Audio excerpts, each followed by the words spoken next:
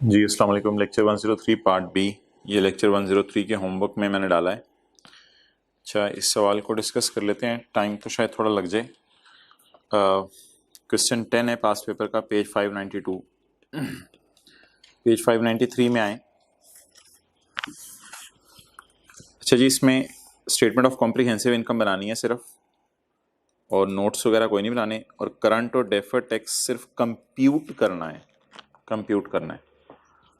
अच्छा, अब आपकी क्या सजेशन है कि जो भी एडजस्टमेंट आए उस एडजस्टमेंट को हम कैसे लेके चलें, यानी कि P&L भी बनाते रहें साथ साथ, और साथ जो है वो करंट और डेफर्ड टैक्स की वर्किंग भी लेके चलते रहें हर एडजस्टमेंट में।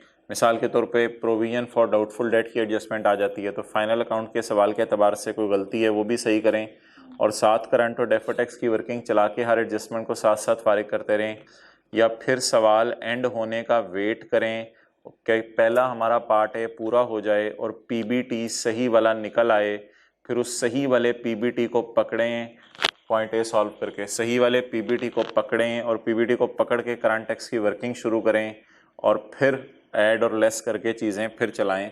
तो क्या दोनों रिक्वायरमेंट साथ साथ चलाएं, या पहले ए पार्ट पूरा कर लें फिर बी पार्ट की तरफ जाएं? पहले ए पूरा कर लेते हैं फिर बी की तरफ जाते हैं, ठीक है। लेकिन अगर पेपर में कोई पेपर छीनने वाला मौका हो या आखिरी टाइम हो, तो फिर करंट और डेफर्ड टैक्स की वर्किंग बंदा एंड पे खोल सकता है, जो जो चीज़ें नज़र आ रही हैं वो सीधी सीधी पोस्ट कर सकता है। लेकिन अगर पेपर में आप तरतीब से चल रहे हैं तो फिर ए पार्ट पहले सॉल्व कर लें, फिर बी में 5-7 मिनट लगेंगे, है तो 15 मिनट का, लेकिन वो वर्किंग्स वगैरह सारी आपकी तैयार होंगी, आपने सिर्फ फिगर्स ही पोस्ट करनी होंगी। तो अच्छा, दूसरी बात ये कि जब सवाल सॉल्व कर रहे हों तो पहले तो फाइनल अकाउंट का सवाल सॉल्व कर रहे हैं, तो इसलिए P&L के आइटम्स को देखते हैं, और अगर किसी एडजस्टमेंट में ये लिखा हुआ from tax point of view tax authorities से टैक्स अथॉरिटीज, तो वो बात फिर इग्नोर कर देंगे आर्जी तौर के ऊपर। Okay, the following trial balance pertains to Hadi limited for the year end 31 December 2016। CWIP debit side पे आ रहा है, प्लान डेबिट साइड पे आ रहा है, इसकी कॉस्ट है, इसका मतलब है कम रिडक्शन अलग से नजर आ रही होगी। डेटर आ रहे हैं, स्टॉक आ रहा है, कैश एंड बैंक आ रहा है, cost of sale debit side पे आ रही है, एडमिन एक्सपेंसेस आ रही हैं। तो सेलिंग एक्सपेंसेस सवाल में नहीं है, खाली एडमिन है। तो अब कोई भी एडजस्टमेंट्स हुई तो मजबूरन हम एडमिन में ही करेंगे, सेलिंग एक्सपेंसेस सवाल में उसने नहीं दिए। Ordinary share capital, retained earnings, accumulated depreciation आ रही है, प्लांट एंड मशीनरी की डेट उसने आगे साथ नहीं लिखी कि ये ओपनिंग है या क्लोजिंग है। क्रेडिटर आ रहे हैं, लोन आ रहा है, लोन का इंटरेस्ट रेट आ रहा है, प्रोविजन फॉर वारंटी, जैसे प्रोविजन फॉर ग्रेचुटी एक सवाल में था, ऐसे ये प्रोविजन फॉर वारंटी आ रहा है, प्रोविजन फॉर डाउटफुल डेट आ रहा है, डेफर्ड टैक्स लाइबिलिटीज आ रही हैं, और सेल्स आ रही है। ओके, तो let's start. While finalizing the financial statements of HL above trial balance, the following issues have been noted. No depreciation has been charged in the current year. इस साल अभी तक डेप्रिसिएशन चार्ज नहीं हुई, और डेप्रिसिएशन का rate कितने percent है जी? 10% under straight line method. Okay, पहली बात तो ये होगी डेप्रिसिएशन चार्ज नहीं हुई। अगली बात, अ machinery which was purchased on यकम जनवरी 15, कितने से मसला, अगर मैं साल के एंड पे खड़ा हूँ तो 2 साल पहले, या यकम जनवरी 15 को एक मशीनरी हमने खरीदी थी, पिछले साल, हमारा साल 16 का है, तो पिछले साल के पहले दिन, पिछले साल के पहले दिन एक मशीनरी खरीदी थी 25 मिलियन की, वॉज एक्सचेंज्ड, ये हमने तबादला कर लिया इसका। एक्सचेंज की एंट्रीज अभी मैं करूँगा, आपको याद आ जाएंगी FR1 वाली।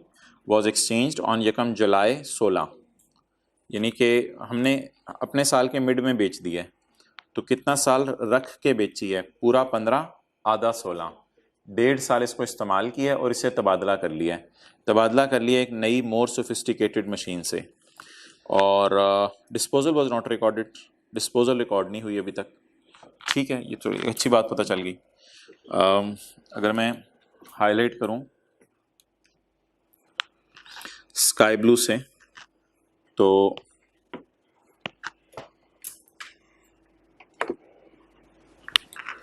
अगर मैं हाईलाइट करूं स्काई ब्लू से, तो डेप्रिसिएशन भी रिकॉर्ड नहीं हुई और डिस्पोजल भी रिकॉर्ड नहीं हुई।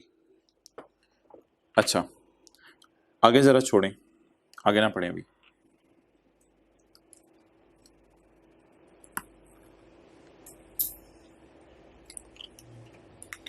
अच्छा जी, ये दो लाइनें पढ़ के मुझे बता दें कि अकोमोलेटेड डेप्रिसिएशन का जो ये जो स्काई ब्लू वाली दो लाइनें हैं, अकोमोलेटेशन का जो बैलेंस आ रहा है वो ओपनिंग है या क्लोजिंग है? डेप्रिसिएशन भी रिकॉर्ड नहीं हुई। अकोमोलेशन का अकाउंट जहन में लाएं, कैसे बनता है? ब्रॉट डाउन,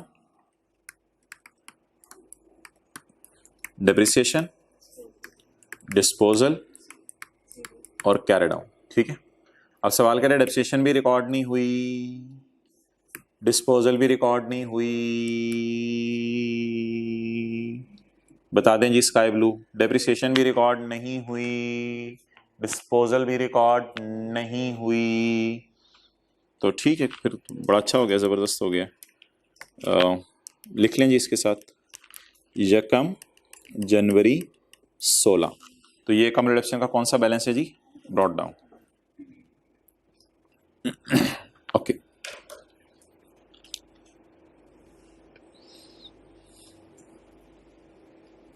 नेक्स्ट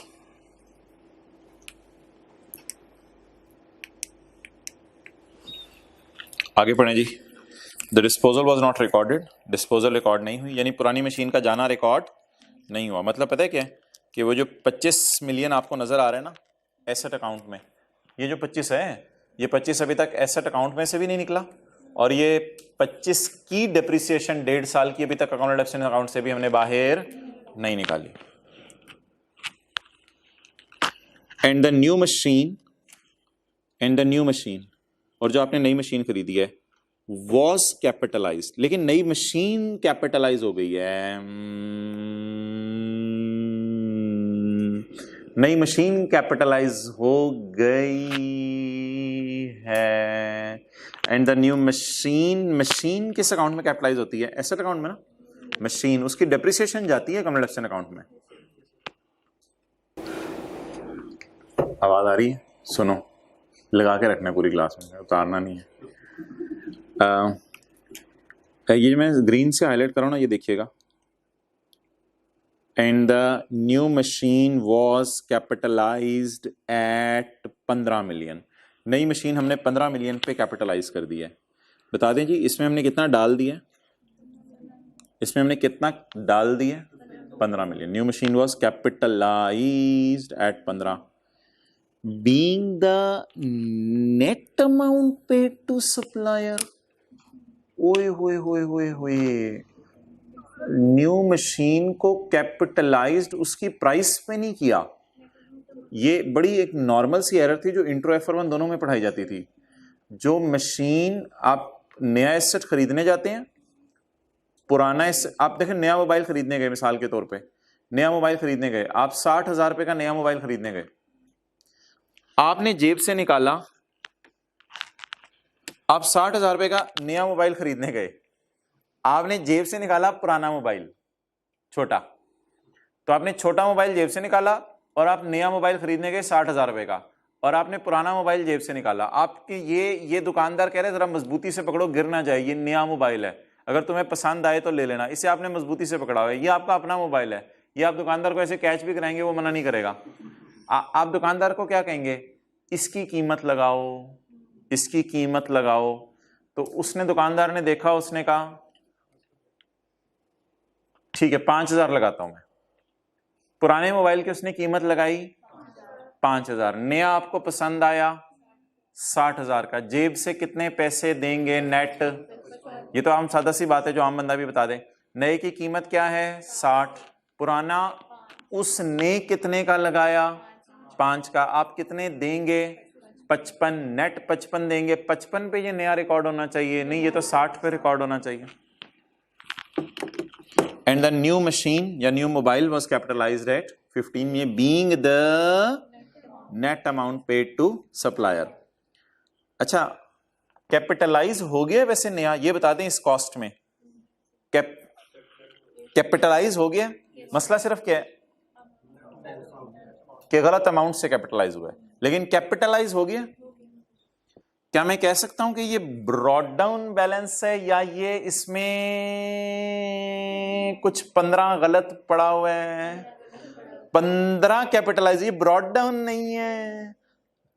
ये ब्रॉट डाउन नहीं है। आपको पता है fixed asset account T account में कॉस्ट वाले में एडिशंस जाती हैं, एडिशंस जा चुकी हैं लेकिन 15 पर जा चुकी हैं। क्या मैं कह सकता हूं इट इज अनएडजस्टेड बैलेंस? ना क्लोजिंग भी नहीं है, क्लोजिंग तो इसलिए नहीं है क्योंकि ये सही बैलेंस ही नहीं है ना, इसमें मसला है। Unadjusted, why it is not opening? क्योंकि एडिशन रिकॉर्ड हो चुकी है, एडिशन रिकॉर्ड हो चुकी है इसलिए ओपनिंग नहीं है। हाँ, और एडिशन गलत रिकॉर्ड हुई है इसलिए अनएडजस्टेड बैलेंस है। Okay, well that's unadjusted balance, it is not opening. बड़ा सवाल वाज़ेह है, सवाल is very dam clear about it and that is अल्हम्दुलिल्लाह ओपनिंग। शुक्र है डेप्शन भी रिकॉर्ड नहीं हुई और शुक्र है डिस्पोजल भी इसमें रिकॉर्ड नहीं हुई। ओके यार, ये क्या चीज है? The trade in allowance amounted to 20 million. ये ना वो जो इसकी जो दुकानदार ने कीमत लगाई है ना हमारे पुराने की, इसे कहते हैं एक्सचेंज अलाउंस या ट्रेड इन अलाउंस। अलाउंस होते है छोड़ना पैसे, ट्रेड इन, बदले में तुम्हें इतने छोड़ देता हूं पैसे। इसका मतलब है ये हमारे पुराने की कीमत लगा रहा है वो, ट्रेड इन अलाउंस। लिखें, ये दुकानदार ने हमारे पुराने की कीमत लगाई है। ट्रेड इन अलाउंस क्या होता है? शॉपकीपर हमारे पुराने की कीमत 20 मिलियन लगा रहा है। प्लीज लिखें, शॉपकीपर हमारे पुराने की कीमत 20 मिलियन लगा रहा है। जहां तक फाइनल अकाउंट का सवाल है ना, ये ऑलमोस्ट FR1 जैसा है, उसी जैसी एडजस्टमेंट्स है। तो दुकानदार हमारे पुराने की कीमत कितनी लगा रहा है? 20 मिलियन। अच्छा, टैक्स अथॉरिटी, सब्र कर जो यार, इसको छोड़ो अभी। ये तो टैक्स वाले क्या चाह रहे हैं इसको छोड़ो, पहले हमें अकाउंटिंग वालों का मसला तो हल कर लेने दो।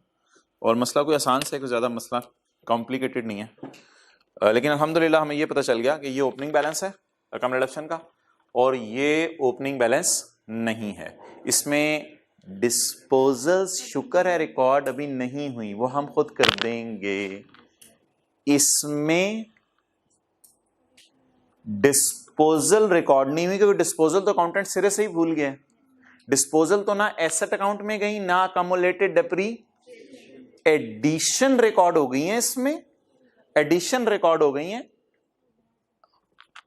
अगर आप थोड़ा सा जरा सोचें, एसेट अकाउंट जहन में लाएं, asset account, brought down, addition, disposal, carried down, no disposal is recorded, however addition is recorded at 15। हमारा अकाउंटेंट एडिशन रिकॉर्ड कर चुके हैं गलत प्राइस के ऊपर। ओके, तो ये थोड़ा सा सिनेरियो है, इसलिए मैं इस अकाउंट के बैलेंस को क्या कह रहा हूं? अनएडजस्टेड। तो ये अनएडजस्टेड बैलेंस है। ओके, चलें जी, लेट्स स्टार्ट। अब सवाल शुरू करते हैं। डेफिशिएंस वगैरह निकालनी है हमने और सब कुछ करना है और रेक्टिफिकेशन करनी है। निकाल लें पेज 2, पेज 3 निकाल लें। पेपर में ऐसा ही होता है ना, रिक्वायरमेंट ए पहले सफ़े पे कर दें, रिक्वायरमेंट बी दूसरे सफ़े पे कर दें, और फिर तीसरे सफ़े से आप क्या शुरू कर देंगे? वर्किंग्स। तो वर्किंग्स शुरू करते हैं जी। अच्छा, मैंने सिर्फ आपको रिक्वायरमेंट ए करानी है, रिक्वायरमेंट बी आप घर में करेंगे, वो तो सिर्फ फिगर्स उठा के से पोस्ट करनी होंगी करंट और डेफर्ड टैक्स की वर्किंग में। तो Hadi statement of comprehensive income for year ended, जो भी है, क्या है? 31 December 16। Sale less cost of sale, जल्दी लिखें, जीपी एड, एब्रिविएशंस यूज करने दें मुझे। Other income less admin, selling कोई है नहीं, फाइनेंस कॉस्ट और other expenses, other expenses, profit before tax. अच्छा, ये मजे की बात सुने आप, ये प्रॉफिट बिफोर टैक्स हम खुद निकाल लेंगे अभी, फिर इस पीबीटी को लेके जाएंगे करंट टैक्स की वर्किंग में, उधर से रूट करा के लेके आएंगे करंट टैक्स। तो फिर रिक्वायरमेंट बी से हमारा करंट टैक्स एक्सपेंस निकलेगा, ये पार्ट बी से निकलेगा, ये किसी वर्किंग से नहीं निकलेगा। और डेफर्ड टैक्स भी पार्ट बी से निकलेगा, किसी वर्किंग से नहीं निकलेगा। और ये हमारा प्रॉफिट आफ्टर टैक्स आ जाएगा। ओसीए वगैरह है कोई नहीं।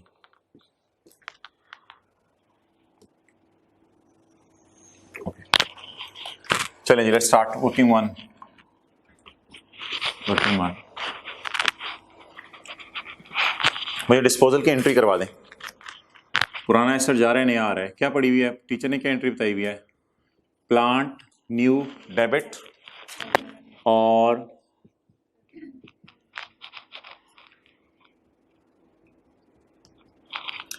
प्लांट ओल्ड की कॉस्ट क्रेडिट,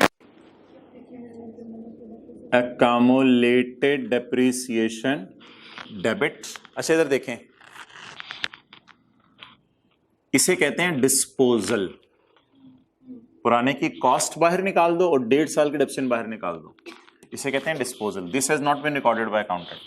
बहरहाल मैं तो ओरिजिनल एंट्री कर रहा हूं जो होनी चाहिए, प्लांट न्यू डेबिट, और ये पुराना चला गया, ये नया आ गया, ये बकाया पैसे दुकानदार को दिए, ऑब्वियसली कोई ना कोई गेन लॉस आएगा। अच्छा, इस सवाल को साइड पे रख के आपने दुकान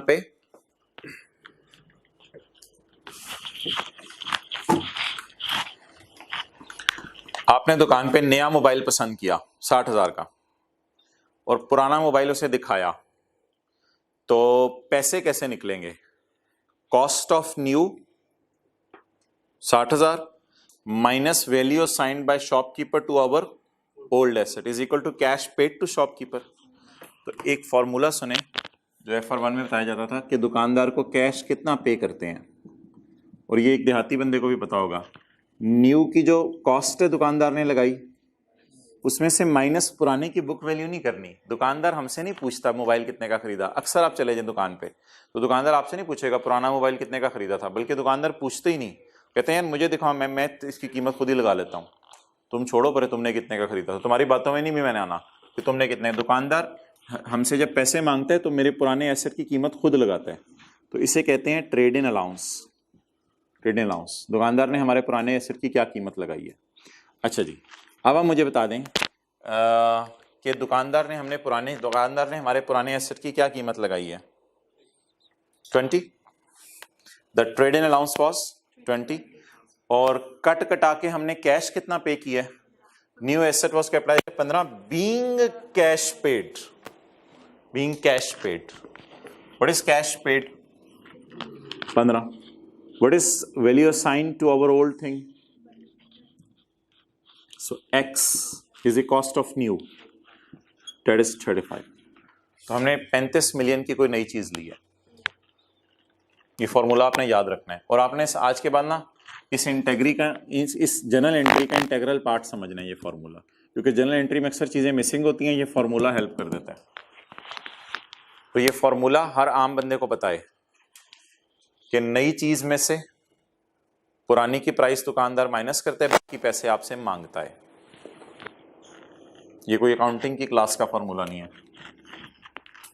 ओके, अब आप बता दें पुराने की कॉस्ट सवाल में गिवन है, 25 मिलियन का खरीदा था। Labour of rounding off set कर लेते हैं, पॉइंट के बाद एक डिजिट यूज कर लेंगे, एक से ज्यादा नहीं। पुराना कितने का खरीदा है? 25 का। नई की प्राइस क्या तय हुई है अभी 35। कैश कितना दिया? 15। स्ट्रेट लाइन मेथड है तो कॉम्बिनेशन इधर ही निकाल लेते हैं। पहले एडजस्टमेंट पढ़े, 10% मेथड है ना स्ट्रेट लाइन। तो कितने साल इस्तेमाल हुआ? 1.5 साल। 1.5 साल। ये कम जनवरी 15 से, ये कम जुलाई 16। ओरिजिनल एंट्रीज अभी तो मैं कर रहा हूँ। तो 25 इंटू 10%, ये फैक्टर 1 साल की डेप्शन दे देगा। मुझे कितने साल की चाहिए? 1.5 साल की। कितनी? 3.8।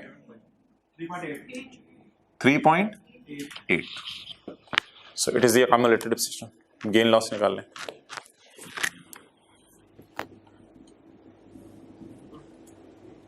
डेबिट साइड पे क्रेडिट पे?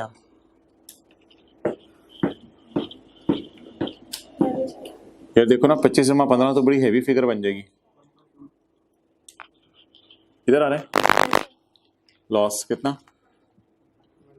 1.2।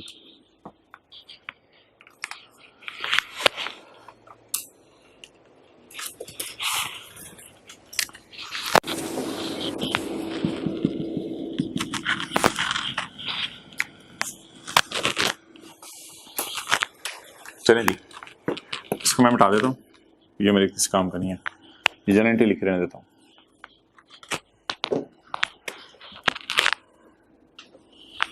ओके, अब आप मुझे बताएं, मैंने निकालना चाहता हूँ डेप्रिसिएशन,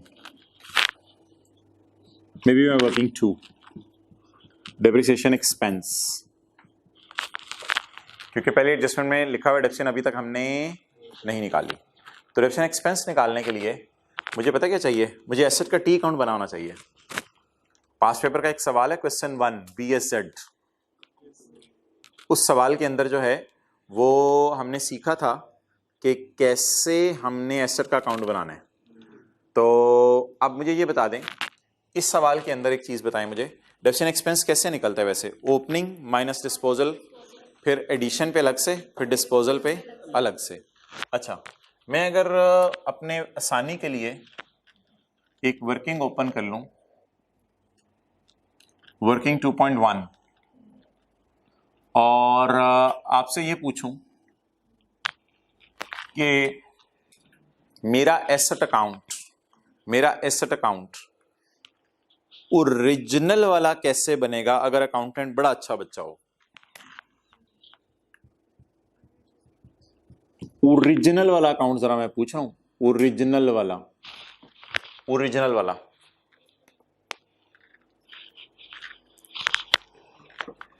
इधर देखें, ये 305 क्या है? अनएडजस्टेड बैलेंस है। शुक्र है इसमें डिस्पोजल रिकॉर्ड, एसेट अकाउंट में कॉस्ट आती है ना यार, थोड़ा सा इंटरेस्ट लूज ना करिए, तो बातें एक हल्की सी भी बात आगे पीछे की मसला होगा। अच्छा, एसेट अकाउंट में विजुलाइज करें क्या जाता है, एडिशन की कॉस्ट और डिस्पोजल की कॉस्ट। एडिशन की कॉस्ट बढ़ाती है इसको, डिस्पोजल की कॉस्ट कम करती है। थोड़ा सा सोचें और मुझे ये बताएं कि डिस्पोजल रिकॉर्ड हुई है? 25 इस तक पहुंचते हुए माइनस हुआ है? नहीं हुआ। इस तक पहुंचते हुए एडिशन कितनी रिकॉर्ड होनी चाहिए थी? 35 की बजाय कितनी रिकॉर्ड हो गई? 15। अगर 15 थोड़ी देर के लिए आप मुझे इससे निकलवा दें तो ये ओपनिंग नहीं हो जाएगा? कैलकुलेटर पकड़े, इसमें से 15 अगर सिर्फ जो गलत एक चीज पड़ी है वो निकाल दें, 305 माइनस 15 290। अब मैं कॉन्फिडेंटली लिख सकता हूं 1 जनवरी 16 BD 290, क्योंकि मैंने डेप्रिसिएशन शुरू करनी है ना, ओपनिंग माइनस पता नहीं क्या क्या करना है। तो I hope you comfortable now. तो 305 में मसला क्या था, बस छोटे सा लिख रहे हैं यहाँ पे। 305 में सिर्फ अभी तक 15 की एडिशन पड़ी हुई है। 305 में सिर्फ अभी तक 15 की एडिशन पड़ी हुई है। डिस्पोजल क्यों नहीं पड़ी हुई? सवाल कह रहे हैं स्काई ब्लू में डिस्पोजल वाज नॉट रिकॉर्डेड। 305 में अभी तक 15 की एडिशन पड़ी हुई है। इसके आगे लिखें किताब पे, 305 में अभी तक 15 की एडिशन पड़ी हुई है। अच्छा, और मुझे कौन सा बैलेंस चाहिए? मैंने डेप्रिसिएशन वगैरह निकालनी है, लिखें और मुझे 1 जनवरी का बैलेंस चाहिए ताकि डेप्रिसिएशन वगैरह निकाल सकूं।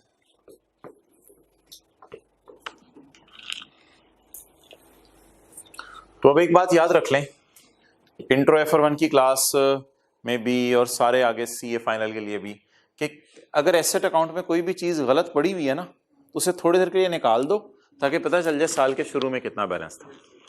अब ये बिल्कुल प्योर गुड बैलेंस आ गया। तो मैं ओरिजिनल अकाउंट बनाना चाह रहा हूं, मैं अकाउंटेंट वाला नहीं को बनाना चाह रहा, ओरिजिनल अकाउंट। जी आप बता दें हजरात, एडिशन कितने पे रिकॉर्ड करूं? सही अब सारा काम सही से बताएं। अब मेरा प्योर ओपनिंग बैलेंस आ गया, प्योर खालिस ओपनिंग बैलेंस आ गया 290। ये पिछले साल का भी क्लोजिंग होगा, इस साल का ओपनिंग है। अब मैं धड़ल्ले से जो मर्जी आप में सही सी बातें करूंगा। एडिशन रिकॉर्ड करें ओरिजिनल एंट्री वाली 35 और डिस्पोजल 25, कैरी डाउन 300 क्लियर। तो अब डिसीजन निकाल लें, वो जो बचपन में टीचर्स निकलवाते थे, ओपनिंग माइनस डिस्पोजल। ओपनिंग बोले 290, डिस्पोजल 25। इस पे पूरे साल का रेट लगा दूं, इस पे पूरे साल का रेट लगा दो। अच्छा, एक और टीचर्स कहते होते थे एडिशंस, 35, 290 में से 25 तोड़ दिए, इसको याद रखना है, इसको कुछ करना है। 35 इंटू 35 तो नया एसेट आया जो न्यू सोफिस्टिकेटेड मशीन, ये मिड ऑफ ईयर है, हाँ मिड ऑफ नहीं आखिरी दिन, यकम जुलाई 16 मिड ऑफ ईयर बाय किया, तो इंटू 10% इंटू 6/12 और ऑन डिस्पोजल जी इंटू 10%। ये जनवरी से जून तक इस्तेमाल हुई हैं और ये जुलाई से दिसंबर तक, इंटू 6/12, पॉइंट के बाद एक डिजिट रख के 26.5, 1.8,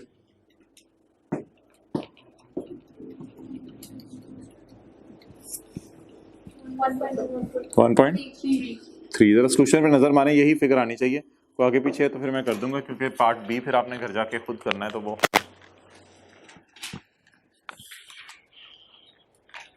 इसी तरह होगा मेरे ख्याल से, पॉइंट के बाद एक डिजिट रखा होगा। टोटल कितना है? 29.6।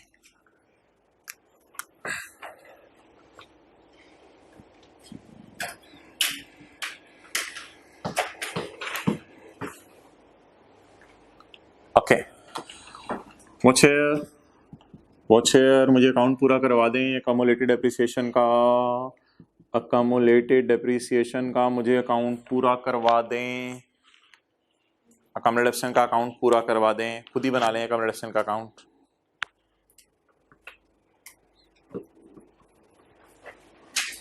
यार वो डेफर टैक्स भी तो करना है ना, तो कॉस्ट में से फिर अकोमोडेशन माइनस करेंगे तो डेफर टैक्स की वर्किंग में कैरिंग अमाउंट और टैक्स बेस वगैरह जाएंगी, तो इससे अकोमोडेशन का टी अकाउंट पूरा करवा दें।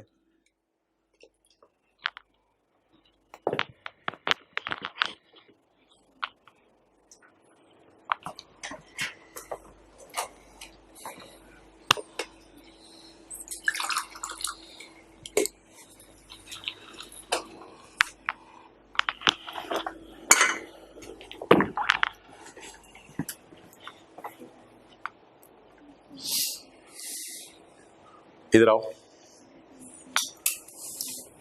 ये उठा लूं, ये 53 पॉइंट ब्रॉड डाउन के तौर पे, ये ब्रॉड डाउन के तौर पे उठा लूं अकोमोडेशन में, ये बता दें मुझे।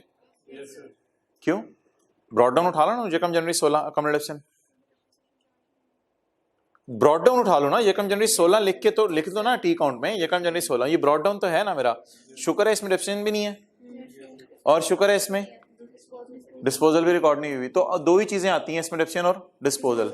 वो तो एडिशन तो इसमें जाती थी जो गलती से रिकॉर्ड हुई थी, तो I am very safe here. 53.25 उठाया हुआ देखें सोल्यूशन में, या 53.3, असूली तौर पे तो सोल्यूशन में 53.3 होना चाहिए, 53.3 होना चाहिए राउंड करके, ब्रॉड डाउन 53.3 होगा ना, 5 है राउंड करके फिर 53.3। अगर मैंने डिसाइड कर लिया कि पॉइंट के बाद एक डिजिट यूज करना है तो फिर 53.3 होना चाहिए। ओके, आ जाएं सर, बीडी बोलें जी। वो कोई सोल्यूशन में मैं इसलिए लेके जाता हूँ कि आप बाद में घर कंपेयर करें तो फिगर्स मैच करें, और कोई मसला नहीं। 53.3 ओके, अच्छा जी, ये 53.3 हो गया। पहली लाइन पढ़ें, नो डिफिशन हैज बीन चार्ज्ड, कर दें डिफिशन चार्ज जी, कितनी 29.6। और अगली बात बताएं, no disposal has been recorded, तो डिस्पोजल में से क्या तोड़ें, अलग कर दें, सिर्फ इनकी अपनी डिप्रिसिएशन 3.8, ये 25 का 3.8, 25 वालों का 3.8 डिप्रिशिएट हो गया, तो डिस्पोजल कितना जी 3.8, कैरी डाउन 79.1।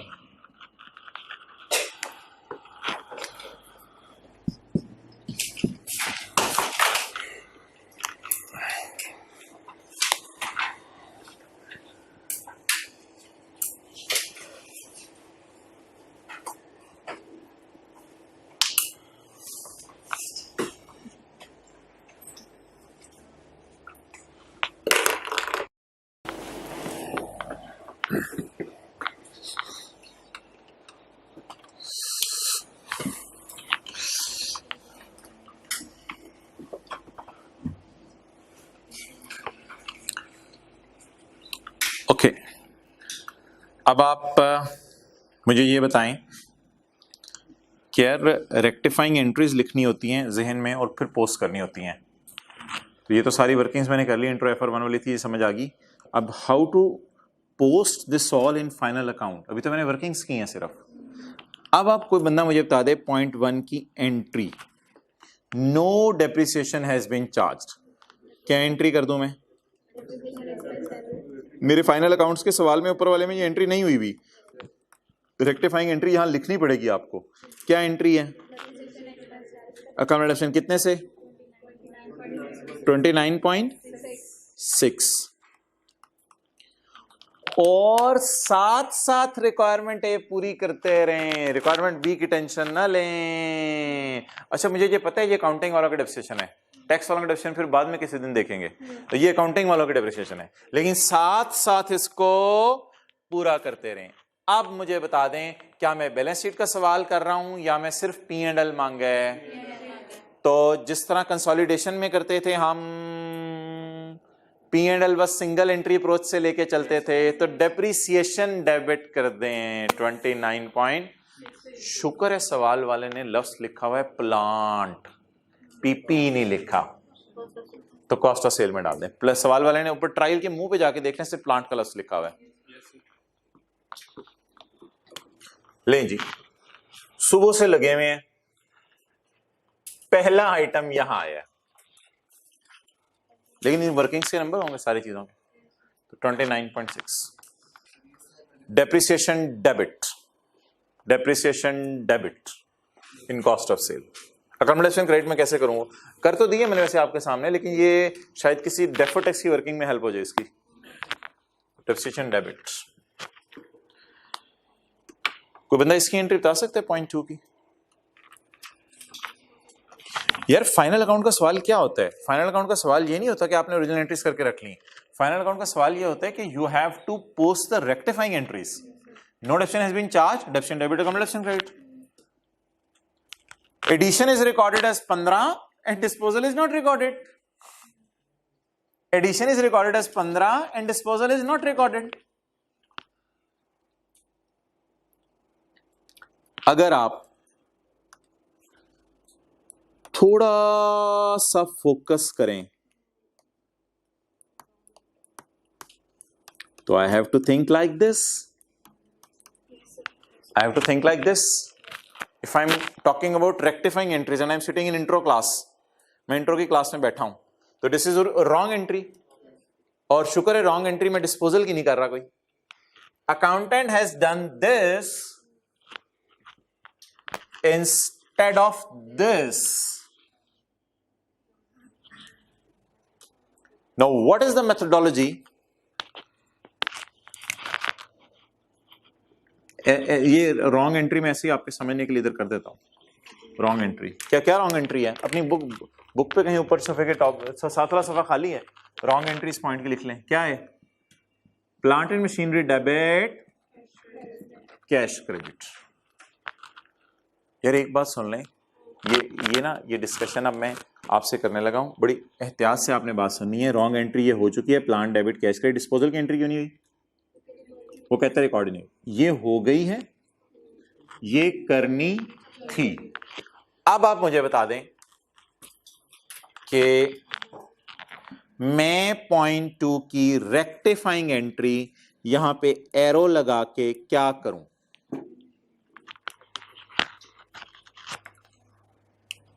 इसमें थोड़ा सा बच्चे पता नहीं क्या होता है यार, अच्छे वाले बच्चे होते हैं, इंट्रो FR1 पढ़ के आए होते हैं, फिर भी परेशान बैठे होते हैं।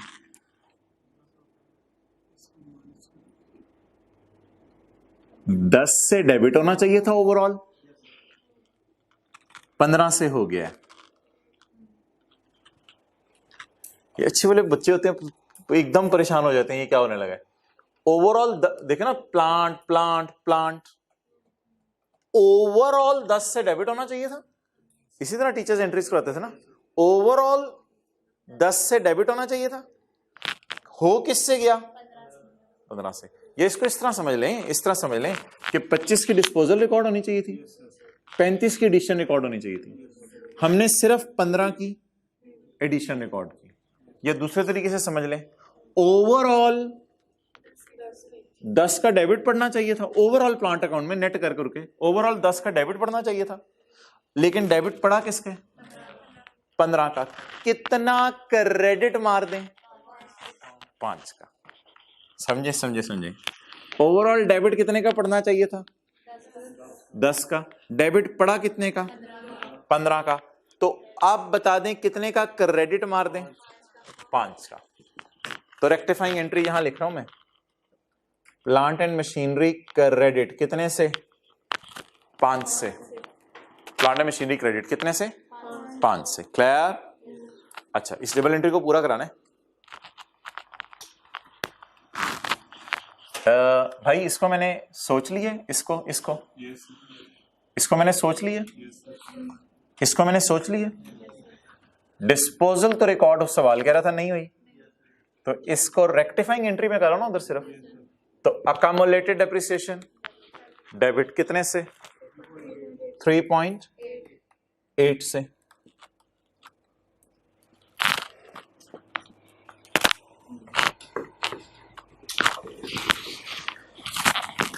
होनी चाहिए थी, नहीं हुई, मैं कराया। Disposal is not recorded. If it is not recorded then obviously gain loss is also not recorded. तो वो यहां से भी नजर आ रहा है।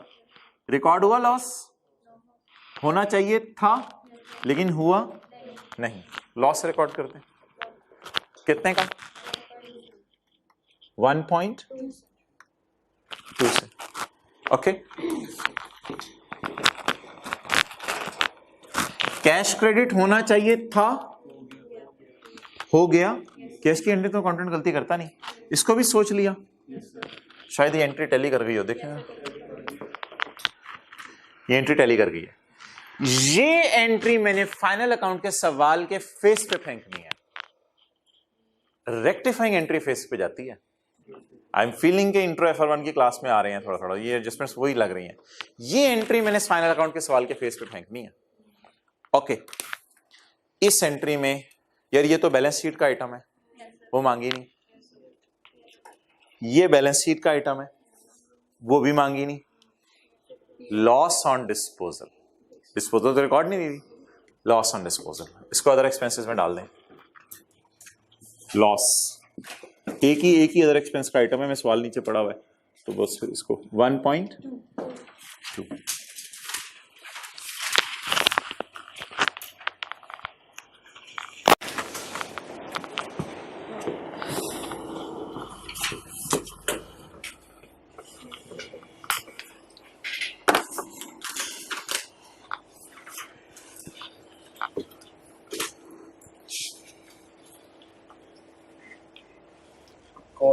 अच्छा सुना है?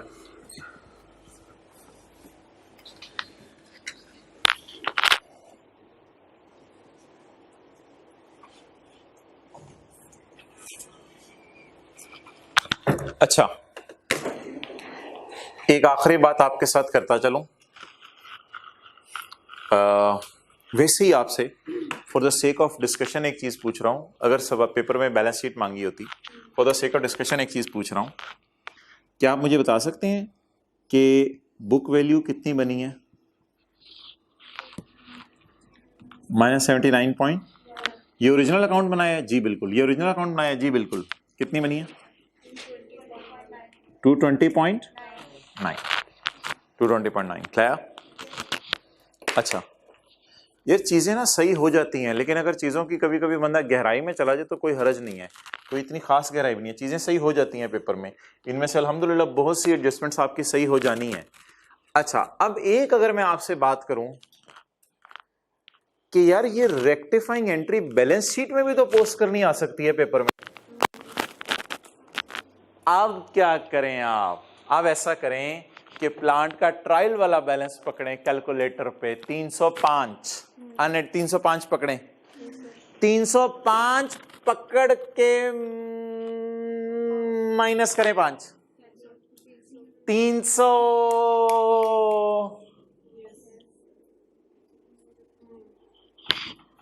300। अच्छा, इसका मतलब है अगर आप पेपर में 305 में से 5 माइनस कर देंगे तो एग्जामिनर खुश हो जाएगा।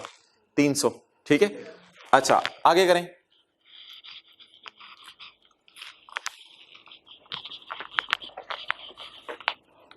किधर का?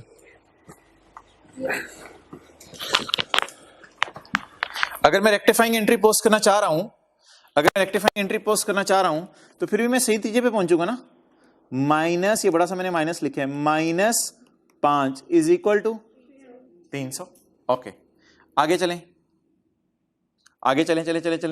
अकोमोडेशन का गलत बैलेंस पकड़े, 53.3, कैलकुलेटर में लिखें 53.3 जमा 29.6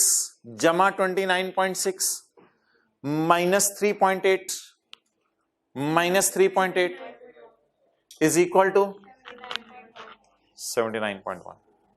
तो हम सही बैलेंसेस की तरफ पहुंच सकते हैं रेक्टिफाइंग एंट्रीज पोस्ट करके भी।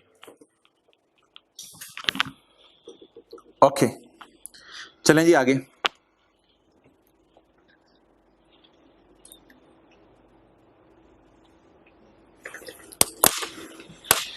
आप मुझे डेफर्ड टैक्स की वर्किंग में बता दें क्या होना है। अच्छा, ये मैंने P&L बना रहा हूं ना सिर्फ, इसलिए मैंने सिर्फ क्या पोस्ट किया अभी तक सिर्फ 29.6 P&L के मुंह पे गया और 1.2, बस, और कुछ भी नहीं गया। अच्छा, अगली चीज यार मुझे ये बताएं कि अकाउंटिंग डेप्रिसिएशन रिकॉर्ड हो गई है 29.6। अब जब मैं करंट टैक्स की वर्किंग घर जाके आप करेंगे तो आप ऐसे सोचेंगे ना, पीबीटी तक पहुंचते हुए अकाउंटिंग वाला डिडक्शन माइनस हो गई है, क्योंकि ये तो माइनस होनी है, इसे उल्टा दें और टैक्स वाला डिडक्शन माइनस कर दें। ओके यार, ये टैक्स वालों की एडजस्टमेंट मैंने तो आपको कहा था बाद में करनी है, लेकिन टैक्स वालों की एडजस्टमेंट की वर्किंग्स मैं जरा साथ आपको करवा देता हूं। इन वर्किंग से जो फिगर्स निकलेंगी वो घर जाके आप डेफर्ड टैक्स और करंट टैक्स की वर्किंग में पोस्ट कर दीजिएगा।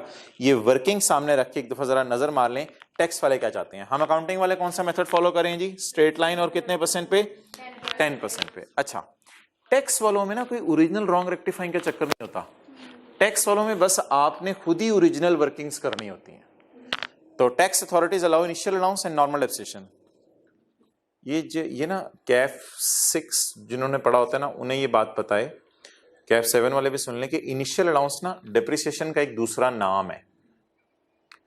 और जिस साल एसेट खरीदा जाता है ना, उस साल सिर्फ ये इनिशियल अलाउंस रिकॉर्ड होता है, लेकिन खरीदने के साल में टैक्स वाले कहते हैं डेप्रिशिएट भी करो नॉर्मल तरीके से।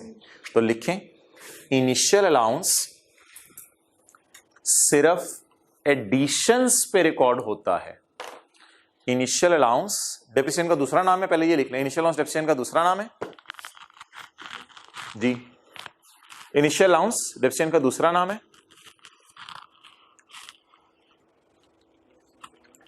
अच्छा, और खरीदने के साल में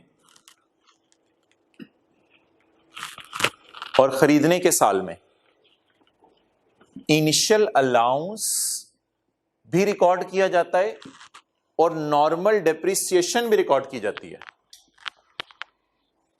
और खरीदने के साल में इनिशियल अलाउंस भी रिकॉर्ड किया जाता है और नॉर्मल डेप्रिसिएशन भी रिकॉर्ड की जाती है।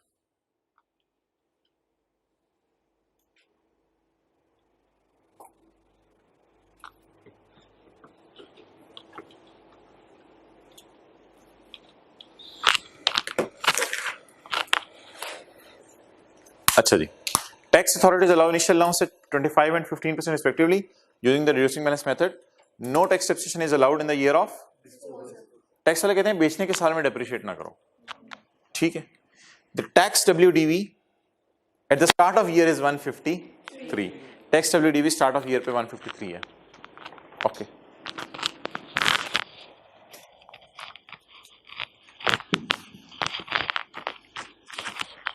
चलेंगे वर्किंग 3। टैक्स वालों के WDV दी है, तो एसेट और कमोडिटी अकाउंट अलग अलग नहीं दिया, तो एक ही अकाउंट बना लेते हैं। कौन सा? एसेट अकाउंट, बुक वैल्यू पे जी। अब आप हजरात इंशाल्लाह सारी फिगर्स सही से निकलवाएंगे और जैसे जैसे फिगर्स निकलती रहेंगी आपको उनकी वजह पता चलती रहेगी। प्लांट एंड मशीनरी अकाउंट में बना रहा हूं टैक्स रूल्स के मुताबिक। अब आपको IAS 12 शायद याद आ रहा हो, टैक्स रूल्स के मुताबिक मैं बना रहा हूं। क्लियर जी। 1 जनवरी 16 ब्रॉड डाउन बीवी बता दें, ब्रॉड डाउन बीवी टैक्स वालों की, ये टैक्स बेस है असल में, brought down book value 153। Okay, थोड़ा सा हेल्प ले लें इस अकाउंट से। एडिशन रिकॉर्ड कर दूं बिल्कुल कॉन्फिडेंस से? एक्सेलेंट, एडिशन रिकॉर्ड कर दूं? करवाएं जी एडिशन रिकॉर्ड। एडिशन तो कॉस्ट पे रिकॉर्ड होनी है ना, एडिशन रिकॉर्ड कर दूं 35। अब आप थोड़ी सी मेहनत करनी पड़ेगी डिस्पोजल्स पे, WDV मेथड है, और थोड़ी सी मेहनत करनी पड़ेगी डेप्रिसिएशन निकालने पे, लेकिन ये टैक्स वालों की डिफिशन निकलेगी और कैरी डाउन आपका निकल आएगा बैलेंसिंग। कैरी डाउन निकल आएगा, इधर ऊपर देखें, यहां भी तो थोड़ी सी मेहनत की थी बीकेओ की डेप्रिसिएशन निकालने के लिए, तो यहां भी थोड़ी मेहनत करनी पड़ेगी, डेप्रिसिएशन निकालने के लिए भी तो थोड़ी सी मेहनत की थी, तो इसी तरह इन दोनों फिगर्स के लिए थोड़ी सी मेहनत करनी पड़ेगी। लेकिन यार ये तो वर्किंग 3.1 में ना वो फिर WDV मेथड है, थोड़ा सा लंबा काम होगा। बीकेवी एसेट की W 1.5 साल की निकालनी है ना डेप्रिसिएशन, तो 1.5 साल की डेप्रिसिएशन निकलवाएं बीकेवी एसेट की। ओरिजिनल रॉन्ग रेक्टिफाइंग के चक्कर में नहीं पड़ेंगे हम, टैक्स वाले तो सब सही ही कर रहे होते हैं। तो एक मिनट, तो वर्किंग 3.1 मुझे ये आपने फिगर देनी है। कॉस्ट बताएं जो खरीदा हुआ एसेट है उसकी, 25, डेट ऑफ परचेज यकम जनवरी 15। खरीदने के साल में टैक्स वाले 2 दफा डेप्रिशिएट करने को कहते हैं, तो पिछले साल ये 2 दफा डेप्रिशिएट हुआ होगा। अच्छा जी, इनिशियल बोले इनिशियल अलाउंस बोले 25 इंटू 25%, क्या आ गया 6.3। आगे चलें, WDV 2015 के साल में खड़ा हूं, 2015 के साल में, हमारा 16 का साल है और ये खरीदे हुए यकम जनवरी 15 को। अच्छा जी, डेप्रिसिएशन निकलवाएं इसकी, ये किस साल की? अगेन 15 की। 15 में 2 दफा डेप्रिशिएट करना है आपने, 18.7, लेकिन नॉर्मल रेट आप बताएं 15%, 2.8, क्या आ गया 15.9। ये टैक्स वालों की WDV आ गई किस दिन की? 31/12/15 की। 16 के साल में 1.5 साल की डेप्रिसिएशन निकालना लिख रहा था, 16 के साल में 6 महीने डेप्रिशिएट करना है या नहीं करना?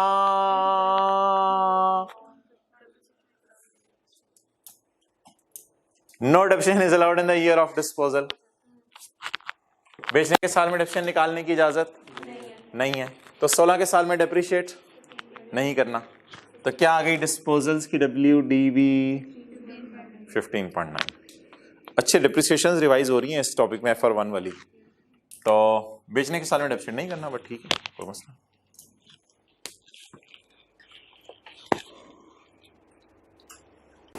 अच्छा, अब हमने क्या चार्ज करनी है? Depreciation.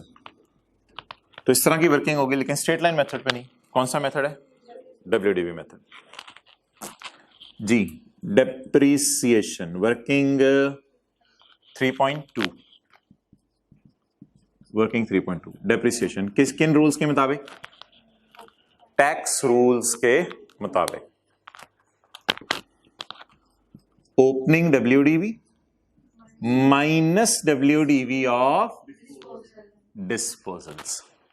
What is opening WDV of all assets? 153. What is opening WDV of disposals? Please remember it is opening. और अगर टीचर कहते थे कि अगर 16 में आपने डेप्रिशिएट किया है तो फिर भी 15.9 ही यहां लिखना है, क्योंकि ओपनिंग WDV में से ओपनिंग WDV माइनस हो सकती है। ये थोड़ा सा एक हिंट है। तो what is opening WDV of disposals? 15.9। इन पे पूरे साल। अब ये जो एसेट्स है ना, ये तो पुराने हैं, इन पे इनिशियल अलाउंस नहीं लगाना। ये तो ये जो 153 वाले पड़े हुए हैं, ये तो पिछले साल वाले हैं, तो इन पे आप सिर्फ क्या लगा दें? 15%। Whatever the maybe, wait. अच्छा जी, अब इस भाई बात बुलाओ। अच्छा आगे बताएं, आगे। एडिशन, एडिशन, एडिशन के ऊपर जो है वो 2-3 का क्वेश्चन रख के लाइएगा, 2-3 ज्यादा। अच्छा एडिशन, एडिशन मुझे बताएं क्या करेंगे। एडिशन मेरी कौन सी है, 35 वाली। इस 35 वाले के ऊपर मैं 2 दफा एडिशन निकालूंगा, क्योंकि ये जो 25 है पिछले साल की एडिशन थी, और ये जो 35 है ये हमारे साल की एडिशन है। अच्छा एक अजम्पशन ले लेते हैं यार कुछ पेपर में, ये अजम्पशन ले लेते हैं कि note exception in the year of disposal, so full depreciation in the year of purchase. ये फिर ले लीजिए करें अजम्पशन कि अगर डेप्शन डिस्पोजल के साल में तो हम डेप्शिएट नहीं कर रहे, तो फिर खरीदने के साल में फुल डेप्शिएट कर रहे होगे। लिख लें, I assume full depreciation in the year of purchase, फिर I assume full depreciation in the year of purchase, फिर खरीदने के साल में फुली डेप्रिशिएट कर दें, क्योंकि बेचने के साल में डेप्रिशिएट नहीं कर रहे।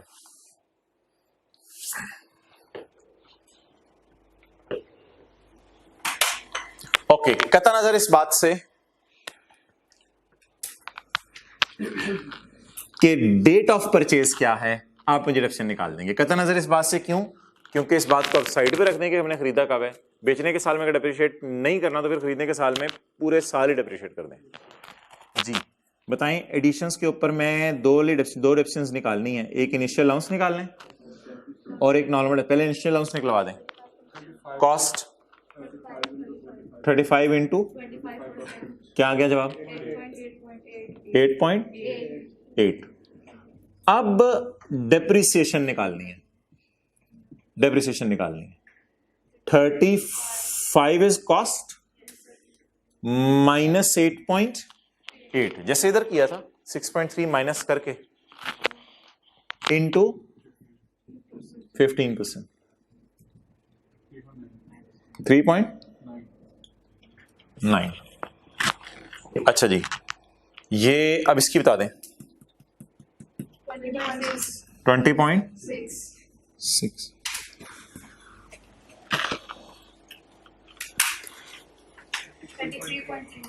33.3।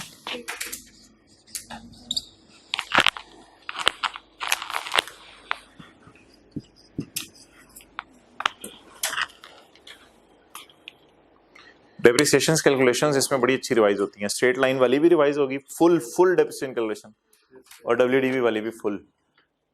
और एक और कॉन्सेप्ट छोटा सा पता चल गया कि टैक्स वाले अगर कभी कभी खरीदने और बेचने के साल में डेप्रिशिएट करने से मना कर दें बेचने के साल में, तो खरीदने के साल में पूरा कर लें। और एक इनिशियल अलाउंस वाली बात भी पता चल गई। इनिशियल अलाउंस सिर्फ कब लगाना है, एडिशंस पे। ओ यार, एडिशन की डेप्रिसिएशन निकालिए, डिस्पोजल्स की रहेगी। हाँ, इसको जो तोड़ के अलग किया था आपने 15.9 को, तो इसको क्यों नहीं डेप्रिशिएट कर रहे? बेचने के साल में डेप्रिशिएट नहीं करना, बेचने के साल में डेप्रिशिएट नहीं करना। ओके, कैरी डाउन बता दें, बैलेंसिंग कितना आ रहा है? 138.8।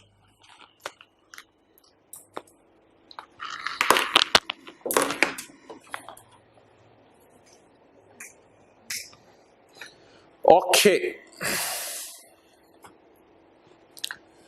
अब मेरे भाई मुझे बता दें, ये रिक्वायरमेंट बी के लिए मैंने किया है या रिक्वायरमेंट ए के लिए? P&L बनाने के लिए किया है या करंट और डेफर्ड टैक्स की वर्किंग में लेके जाने के लिए किया? करंट और डेफर्ड टैक्स। हवा खुदा के लिए ये ना कहिएगा 33(3) की डेप्शन आ गई है, इसको डालें यहां। अकाउंटिंग बुक्स में टैक्स डेप्शन नहीं जाती। इस सारी पोस्टिंग का रिक्वायरमेंट ए पे कोई इफेक्ट नहीं है। ये सारी पोस्टिंग में ये सारी वर्किंग साथ ही किस लिए कर ली? रिक्वायरमेंट बी के लिए। और करंट और डेफर्ड टैक्स की वर्किंग तो मैंने आपको करवानी कोई नहीं, तो वो मैं अभी आपको शो करने लगा हूं स्क्रीन के ऊपर। अकाउंटिंग डेप्रिसिएशन, ओ डिस्पोजल की जर्नल एंट्री, गेन लॉस भी तो आया होगा। डिस्पोजल की जर्नल एंट्री कर दें, वो आपको कैसे याद आ जाएगा? जब आप पेपर में ये वाला लॉस उल्टाने लगेंगे, क्योंकि अल्हम्दुलिल्लाह पेपर में जब आप जाते हैं तो आप IAS 12 के कई सवाल करके गए होते हैं, तो ऐसी बात नहीं होती कि आपको भूले। अभी तो इसलिए कि IAS 12 पढ़े काफी अर्सा हो गया, तो जब ये गेन लॉस आप उल्टाएंगे तो फौरन सोचेंगे टैक्स वालों का भी गेन लॉस आया होगा, तो डिस्पोजल की जैसे एंट्री है, डिस्पोजल की एंट्री कर दें, डिस्पोजल की एंट्री वर्किंग 4 कर लें, जो मर्जी कर लें, डिस्पोजल की एंट्री गेन लॉस निकालने क्लियर करवा दें। मैं तो इसी को सेटमेंट कर लेता हूँ, ठहरें मैं इसी को सेट कर लेता हूँ, फिगर्स लिखवा दें मुझे, फिगर्स शुक्र है सारी निकली हुई हैं जी। कॉस्ट बता दें 25 और नए की कॉस्ट 35, ये वर्किंग 4 अब है। अच्छा जी, टैक्स वालों का गेन लॉस निकालना चाह रहा हूं मैं। Good good good. अकोमोडेशन, यार अकोमोडेशन नहीं दिल चाह रहा तो इधर देखें, बुक वैल्यू ले लें 15.9, बुक वैल्यू ले लें, जैसे भी ले लें 15.9। तो cost minus accommodation is book value, क्योंकि अकाउंट भी बुक वैल्यू पे बन रहा है तो ये एंट्री भी बुक वैल्यू पे कर दें। कैश कितना 15, निकालें जरा गेन लॉस, गेन आ रहा है कितना 4.1।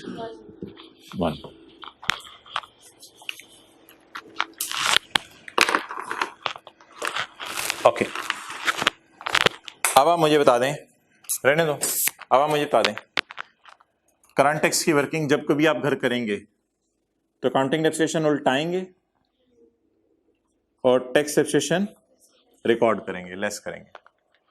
और अकाउंटिंग सॉरी वो मिट गया है, कितना था इधर लॉस 1.2 था, ये नजर आ रहा है सॉरी। अकाउंटिंग लॉस माइनस हो चुके ना, ऐड करेंगे और टैक्स गेन भी ऐड करेंगे, टैक्स गेन भी ऐड करेंगे। और डेफर्ड टैक्स की वर्किंग में ये कैरिंग अमाउंट होगी, इन दोनों का डिफरेंस, और क्योंकि ये ऑलरेडी WDV पे अकाउंट बन रहा है तो ये क्या आ जाएगी, टैक्स बेस आ जाएगी। Clear?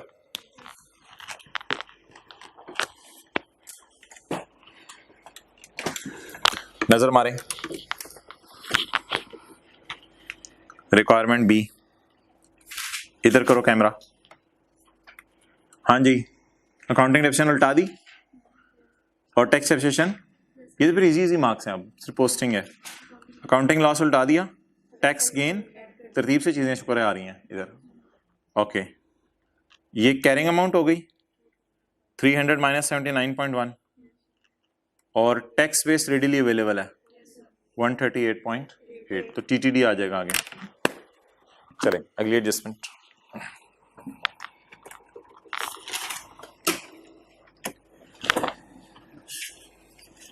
Point four account revise करा दें, प्रोविजन फॉर डाउटफुल डेट का अगर भूला हो तो। प्रोविजन फॉर डाउटफुल डेट का BD आता है, यहां बैड डेट एक्सपेंस आता है, यहां बैड डेट और यहां कैरिड ऑन आता है। चलें जी, HL maintains the provision for doubtful debt 6% of trade. Maintains का मतलब बताएं।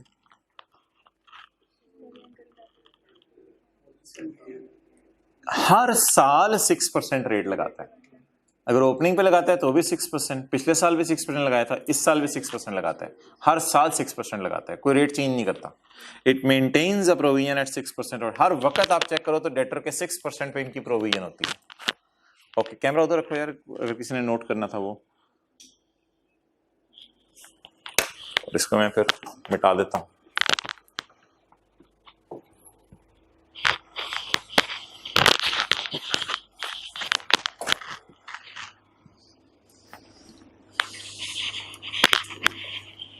ये तो अकाउंट बना लिया होगा। अच्छा देख रहे हैं P&L उस वक्त का सिर्फ 2 फिगर्स आई हैं अभी तक, वो डेप्रिसिएशन आई है और लॉस ऑन डिस्पोजल आया, लेकिन करंट और डेफर्ड टैक्स की वर्किंग जो 15 नंबर की है उसकी अच्छी खासी फिगर्स निकल चुकी हैं। तो P&L में रेक्टिफाइंग एंट्रीज पोस्ट होती हैं।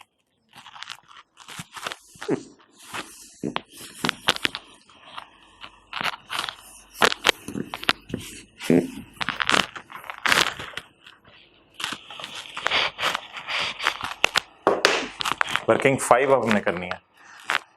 HL maintains the provision for doubtful debt at 6% of debtors. 6% of debtor पे हम provision for doubtful date record करते हैं। और ऑन यकम फरवरी 17 a customer owing 10 million at year end was declared bankrupt. तो हमारे साल के बाद हुआ है।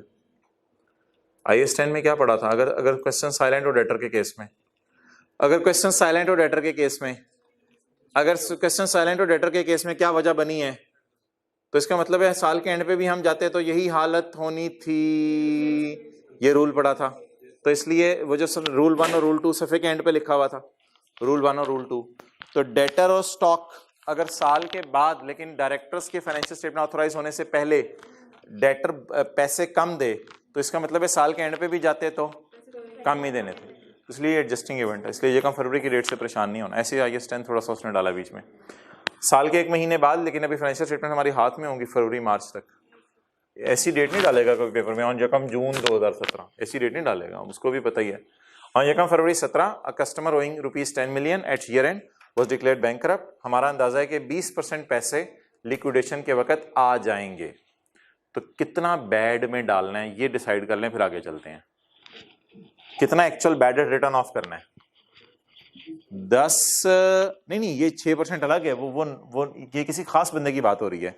आ कस्टमर की बात हो रही है, वो 6% को ना छेड़ें जी। बता दें भाई, HL estimated 20% of amount would be received on liquidation. कितना बैड डेट में डालें? 10 डालें, 2 डालें या 8 डालें? 8 डालना पड़ेगा। 10 टोटल है, उसमें से 20% मिल जाएगा, तो कितना बैड होगा?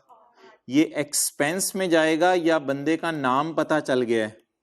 आ कस्टमर, बंदे का नाम पता चल गया है, तो एक्सपेंस, ये एक्सपेंस है या एक्चुअल रिटर्न ऑफ है? एक्चुअल रिटर्न ऑफ में डालेंगे। ठीक है जी, ओके। अच्छा, अब आप जरा डेटर पकड़ें, डेटर कितने आ रहे हैं? 61400। अच्छा, उसके बाद ये पकड़ें प्रोविजन फॉर बैड डेट 5000। जरा चेक करें 61400 पे 6% लगा के, इसका मतलब है कि ये इसने अभी तक प्रोविजंस नहीं निकाली। अगर इसने डेटर्स पे 6% लगा दिया होता तो फिर ये सही होता।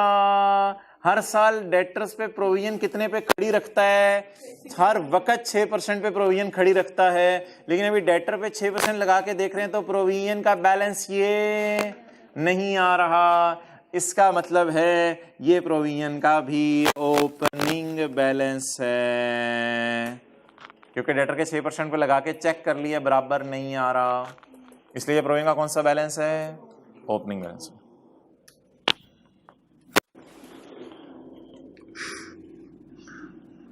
और बैड रिटर्न ऑफ की एंट्री भी हमसे करवानी है उसने, वो तो, क्योंकि ये देखें इसने लिखा हुआ ना, ये following issues have been noted, ये इश्यूज पता चले हैं ट्रायल बनने के बाद, तो बैड डेट रिटर्न ऑफ की भी एंट्री करवानी है। और वो जो कैरी डाउन लगाता है वो भी नहीं इसने लगाया। अच्छा, ये तो प्योर इंट्रो के क्लास वाली एडजस्टमेंट बनेगी। पहले डेटर अकाउंट बना के कैरी डाउन उसका सही करना पड़ेगा, क्योंकि एक बंदा पैसे लेके भाग गया है, तो पहले डेटर अकाउंट बना के उसका कैरी डाउन सही करना पड़ेगा। तो डेटर्स पकड़े सवाल में, वर्किंग 5 और वर्किंग 6।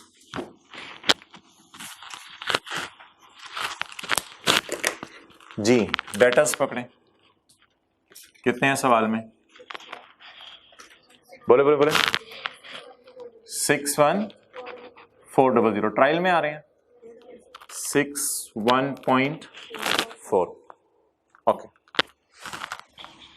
आप बता दें बैड रिटर्न ऑफ कितना? जब डेटर का नाम पता चले तो डेटर अकाउंट में क्रेडिट होता है। और कितने लोगों को याद है कि ये इधर आएगा? बैड रिटर्न ऑफ ये इधर आएगा। ठीक है, ओके। असल में पता है वजह क्या होती है? हम इसको खर्चों में नहीं डालते, इस 8 को खर्चों में नहीं डालते। ऑलरेडी हमारे ब्रॉड डाउन के अंदाजे होते हैं कि शायद लोग भागेंगे, उन अंदाजों से मैच कराते हैं। रिटर्न ऑफ को खर्चों में नहीं डालते। अभी मैं बताऊंगा आपके खर्चे में क्या जाएगा। रिटर्न ऑफ की एंट्री ना अपने जहन में एक पिक्चर खींच लें, थक जैसे पिक्चर खींचते हैं ना, इसकी पिक्चर पता है मैं क्यों खींचने को कह रहा हूँ, क्योंकि IAS 12 के टॉपिक में ना अधूरी एंट्री होती थी डेटर अकाउंट खोले बगैर। आज शायद पहली दफा जब से FR2 की क्लास शुरू हुई है रिटर्न ऑफ की जनरल एंट्री आपकी आंखों के सामने क्लिक हो रही है। और इंट्रो की क्लास से आपको पता है कि रिटर्न ऑफ डेटर के राइट साइड पे जाता है, और IAS 12 में ये रिवाइज किया था कि ये इधर आता है। तो ये बैड रिटर्न ऑफ की जनरल एंट्री है। ओके, इसके बाद अब आप मुझे बता दें यकम जनवरी 16 को BD कितना था इसका? BD 5 था। BD मुझे कैसे पता चला था BD है? क्योंकि डेटर पे मैंने कैरी डाउन लगा के चेक किया था तो ये नहीं था CD। ओके, आप बता दें 31/12/16 को मैं सही वाला CD निकालूं या 61.4 पे लगा दूं कैलकुलेट? पहले सही वाला CD निकालते हैं फिर उसके ऊपर लगाते हैं। और ऑलमोस्ट मेरे ख्याल से ये वर्किंग इंट्रो में होती थी, पहले आप राइट ऑफ माइनस करते थे फिर कैरी डाउन पे यहां रेट लगाते थे। कैरी डाउन बोल दें बैलेंसिंग 53.4 और इधर कैरी डाउन बता दें 53.4 into 6%, 3.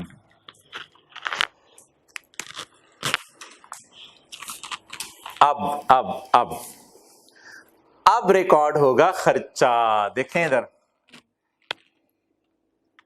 Provision account credit, selling expenses debit.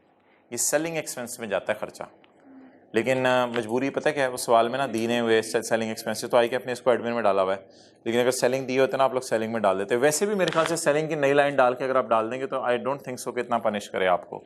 ये सेलिंग एक्सपेंस एडमिन नहीं होता। बहरहाल बोले ये वाला अकाउंट क्रेडिट, पैसे लेके भागने का रिस्क बढ़ गया, ये वाला अकाउंट क्रेडिट, ये भी आज आपको पहली दफा इसकी डबल एंट्री शो हो रही है। इसकी भी डबल एंट्री पहली दफा शो हो रही है। इसे कहते हैं बैड डेट एक्सपेंस। ये जाता है P&L में, एडमिन में मजबूरी में डाल रहा हूं, एडमिन में मजबूरी में डाल रहा हूं जी। बैलेंसिंग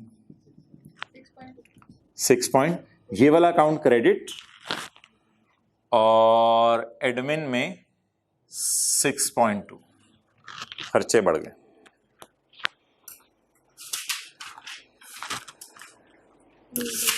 अब बार बार ना आपने अपने माइंड में पिक्चर लेनी है रिटर्न ऑफ की जनरल एंट्री की और एक्सपेंस की।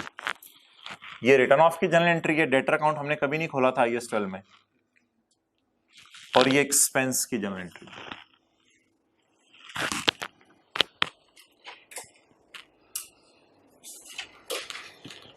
रिटर्न ऑफ को P&L के फेस पे नहीं डालना, एक्सपेंस को P&L के फेस पे डालना।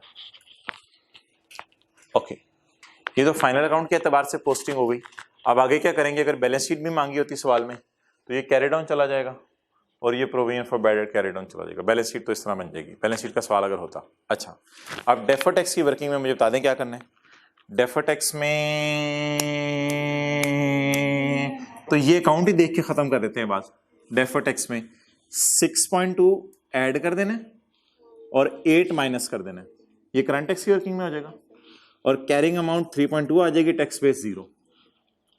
Carrying amount 3.2, tax base 0। याद आ रहा है?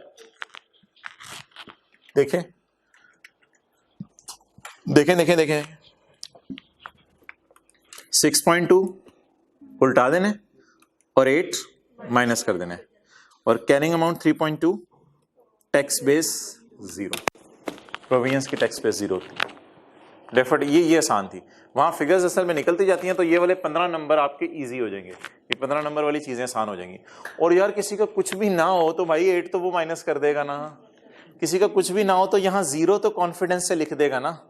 तो डेटर अगर हो सकता है बैड रिटर्न ऑफ की फिगर गलत निकले, लेकिन बैड रिटर्न ऑफ की गलत फिगर यहां लिखने के उसको मार्क्स मिलेंगे क्योंकि उसने रिटर्न ऑफ माइनस किया है, और प्रोविजन का कैरी डाउन जो उसने टी काउंट का निकाला होगा वो यहां लिखेगा, उसके भी इसको मार्क्स मिलेंगे। और यहां पे जब वो लिखेगा डिडक्टेबल टेम्परेरी डिफरेंस, तो एग्जामिनर विल बी हैप्पी कि यार एक इससे शायद इसने डेटर 10 रुपए का रिकॉर्ड कर दिया, शायद इससे एक गलती कोई हो गई, 10 रुपए इसने यहां लिख दिए 8 की बजाय, तो उसको अब एडजस्टमेंट के पूरे सवाल में 5 मार्क्स हैं तो उसको 4 4.5 इजीली मिल जाएंगे। तो इसलिए कोई एक फिगर गलत हो ना, ऐसे कई दफा बच्चे बैठे होते हैं, अच्छा ये फिगर्स हो रही हैं, इसमें एक मेरी गलती नहीं, कोई मसला नहीं, सारे एंड तक पोस्टिंग आपकी सही होगी, उसके मार्क्स मिलेंगे आपको। तो पेपर में ना मसला पता क्या होता है, मसला ये होता है कि लोग एडजस्टमेंट छोड़ देते हैं, समझ नहीं आ रही हो, और जिनको समझ नहीं आ रही होती ना और अच्छे बच्चे होते हैं वो जहां तक हाथ पांव मार के पोस्ट कराते हैं वहां तक उनको मार्क्स मिल जाते हैं सारे, और कई दफा पूरे के करीब मिल जाते हैं। और जो टफ चीज है वो फिर सबके लिए टफ होती है, वो एक आपके लिए नहीं होती। तो इसमें मेजॉरिटी बच्चे, कितने लोग याद है इंट्रो FR1 के अंदर एडजस्टमेंट छोड़ के आ गए थे मुश्किल होने की वजह से, हाथ खड़ा करें, कोई ना कोई होगा इसमें, मैंने नहीं कहा इतने फरिश्ते बैठे हुए हैं, छोड़ के आ गए थे। और कितने लोग आखिरी टाइम तक जान मार के करके आए थे। ओके, जितनी एडजस्टमेंट के जितने असरात पोस्ट हो सकते हैं उतने करें। कोई इनिशियल अलाउंस गलत निकाल आएगा कोई मसला नहीं यार, खैर है, कोई मसला नहीं, डेप्रिसिएशन तो 15% रेट सही लगा देगा ना, टी काउंट में जाके डेप्रिसिएशन माइनस तो करेगा ना, कैरियर ऑन तो निकालेगा, टैक्स डेप्रिसिएशन फेस पे लाके माइनस तो करेगा ना, उसे एग्जामिनर को पता होगा, उसको करंट टैक्स का पैटर्न आता है, तो मार्क्स लेने आसान होते हैं। ओके चलें ये 0.5 पढ़ें, 0.5 पढ़ें। अच्छा किसी को याद हो IAS 23 क्या कहता है, बोरिंग कॉस्ट को क्या करो अगर क्वालिफाइंग एसेट है, एसेट की कॉस्ट में इंटरेस्ट डालो, इंटरेस्ट डालो, ये तो काउंटिंग वाले कहते हैं, एसेट की कॉस्ट में डालो। और टैक्स वाले क्या कहते हैं, इंटरेस्ट को बैलेंस शीट में ना डालो, करंट टैक्स की वर्किंग मैंने उठा के डाला था इधर ऐसे, मैंने एक दफा मुझे याद है मैंने ये ऐसे किया था, करंट टैक्स और टैक्स बेस, मैंने कहा था 100 रुपए की बिल्डिंग है, लेकिन अकाउंटिंग वाले कहते हैं 100 रुपए में 2 रुपए इंटरेस्ट डालो, तो मैंने कहा था करंट टैक्स की वर्किंग में आप हजरात आए और करंट टैक्स की वर्किंग में पीबीटी होता है और ऐड और लेस होती हैं, कहा था ये 2 रुपए इधर डाल दें। ये बात कितने लोगों को याद है, अब रिवाइज कर लो, अब कंफर्टेबल फील करो। ईंट बजरी सीमेंट 100 रुपए का लगा, अकाउंटिंग वाले कहते हैं ईंट बजरी सीमेंट भी और 2 रुपए भी एसेट की कॉस्ट में डालो, अकाउंटिंग वाले कहते हैं। टैक्स वाले कहते हैं 2 रुपए पकड़ो, इंटरेस्ट है, इसे एसेट की कॉस्ट में ना डालो, इसे खर्चे में डाल दो। और ये टेम्परेरी डिफरेंस था, ये जो इंटरेस्ट वाला था, क्यों टेम्परेरी डिफरेंस था, क्योंकि ये अकाउंटिंग टैक्स वालों ने फौरन माइनस कर दिया, अकाउंटिंग वाले इसको एसेट की कॉस्ट में डाल के डेप्रिशिएट करेंगे। बोलें जी, इंटरेस्ट आपको कहां नजर आ रहा है अकाउंटिंग वालों की नजर में, बैलेंस शीट में, और टैक्स वाले कह रहे हैं बैलेंस शीट में ना डालो, कहां डाल दो, एक्सपेंस में डाल दो। क्लियर, चलें जी पढ़ें 0.5। The long term loan of 75 million, और ऊपर देख लें 75 ही है, ये पता नहीं दोबारा क्यों लिखा है 75 ही है, हाँ ये लोन देख ले 75 ही है, तो लॉन्ग टर्म लोन ऑफ 75 जो नजर आ रहा है हमें ऊपर ट्रायल में, the long term loan of 75 million was obtained, शुक्र है हमारे साल के पहले दिन लिया लोन, तो इस पे इंटरेस्ट ज़बानी बता दें कितना बनेगा, 7.5, 10% है ना, 7.5। The long term loan of 75 was obtained on 1 January, 7.5 इस पे इंटरेस्ट बनेगा, was obtained to finance the work in progress, इसका मतलब है ये क्वालिफाइंग एसेट है, वर्क इन प्रोग्रेस होता है जो काम अच्छा खासा अरसा ले बनने के लिए, तो क्वालिफाइंग एसेट है, तो इसका इंटरेस्ट कैपिटलाइज होना है। The entity capitalizes the finance cost on such loan in accordance with IAS 23. Entity capitalize ही करती है IAS 23 के मुताबिक। However, financial charges are admissible as an expense under the tax laws वाली लाइन को छोड़ें, खुदा के लिए मैं भी सवाल की रिक्वायरमेंट A सॉल्व कर रहा हूं, B जब सॉल्व करूंगा तब ये स्काई ब्लू वाली लाइन पढ़ा दीजिएगा, ये वाली स्काई ब्लू वाली, बल्कि स्काई ब्लू तो कहीं और हमने कलर यूज किया हुआ है, आज ऑरेंज पकड़ते हैं। तो ये जो ऑरेंज में लिखा हुआ था ना मोहतरम, ये टैक्स रूल्स था, ये रिक्वायरमेंट बी के लिए लिखा हुआ था, और ये भी जो ऑरेंज में लिखा हुआ है ये टैक्स रूल्स की बात है मोहतरम। पहले आप मुझे ये वो तो करवा दें, फाइनल अकाउंट का सवाल तो करवा दें, पहले मुझे P&L तो करवा दें जी। लॉन्ग टर्म लोन के ऊपर इंटरेस्ट 1 जनवरी 16 को लोन लिया है, कितना इंटरेस्ट बना, 7.5, 7.5 का इंटरेस्ट जाके ढूंढें फाइनेंस कॉस्ट में,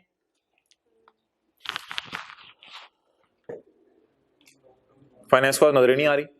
नहीं, लोन में तो नहीं होगा, इसकी एंट्री होगी कैश डेबिट लोन क्रेडिट, इसकी एंट्री हुई होगी कैश डेबिट लोन क्रेडिट। ये तो वो एंट्री है, बैंक से जाके आपने उधार लिया, कैश डेबिट लोन क्रेडिट। 1 जनवरी को लोन लिया, 31 दिसंबर की रात को बैंक ने इंटरेस्ट शायद मांगा हो, तो 7.5 फाइनेंस कॉस्ट में ढूंढे, 7.5 फाइनेंस कॉस्ट में ढूंढे, नहीं पड़ी हुई, ट्रायल तो टैली है ना, ये नहीं कह सकते आप फाइनेंस कॉस्ट मिसिंग है। उसने फाइनेंस कॉस्ट में नहीं डाला, अच्छा था कैपिटलाइज ही कर दिया होगा, कैपिटलाइज ही कर दिया होगा। तो इस 145 में 7.5 पड़ा है, अब पड़ा है। सवाल खामोश हो तो मेरे ख्याल से सब सही हुआ होता है, हम इसी तरह कहते हैं, सवाल खामोश हो तो सब सही हुआ होता है। ये जो जैसे मैंने आपको 2 रुपए दिखाए थे, जैसे मैंने आपको 2 रुपए दिखाए थे, तो 102 में 2 पड़े हैं। इसी तरह अब आप कहेंगे 145 में 7.5 पड़े हैं, हमें अलग से 7,500 नजर नहीं आ रहा, वो कैसे नजर आ सकता है यार, 145 एक टोटल फिगर है, तो 145 के अंदर 7,500 पड़ा है। अगर आपके जहन में कोई और थॉट आ रही है, आई एम ओपन, मैं आपका सवाल लेने के लिए ओपन हूं, लेकिन इतनी सी लाइन पढ़ के बता दें। थोड़े कुछ बच्चे पता क्या कहते हैं सर HL कैपिटलाइज्ड लिखा होता ना तो मजा ही आ जाता, HL कैपिटलाइज्ड लिखा होता ना तो इतना जबरदस्त हो जाता, फिर तो हम एकदम रिलैक्स से हो जाते हैं, HL कैपिटलाइज्ड फाइनेंस कॉस्ट। लेकिन सवाल वाले ने क्या लिखा है, कर देती है, कर देती है। अब देखना ही है कर देती है कैपिटलाइज तो किया है या नहीं, उसके लिए मेरे पास एक ही हल है, मैं जाके फाइनेंस कॉस्ट में ढूंढ लूं ऊपर। अब लिखें, फाइनेंस कॉस्ट में नजर नहीं आ रहा, फाइनेंस कॉस्ट नजर ही नहीं आ रही ऊपर। पहले एक काम कर लें, ये 75 इंटू 10%, 7.5 लिख लें, अगली बहस बात की है। अच्छा लिखें, 7.5 की फाइनेंस कॉस्ट मुझे ऊपर नजर ही नहीं आ रही। अब क्या सोचूं, कैपिटलाइज करती है या कर लिया है, कर लिया है। 7.5 की फाइनेंस कॉस्ट मुझे नजर नहीं आ रही, इसका मतलब है कि CWIP में इंटरेस्ट डला हुआ है, ईंट बजरी सीमेंट के अलावा भी।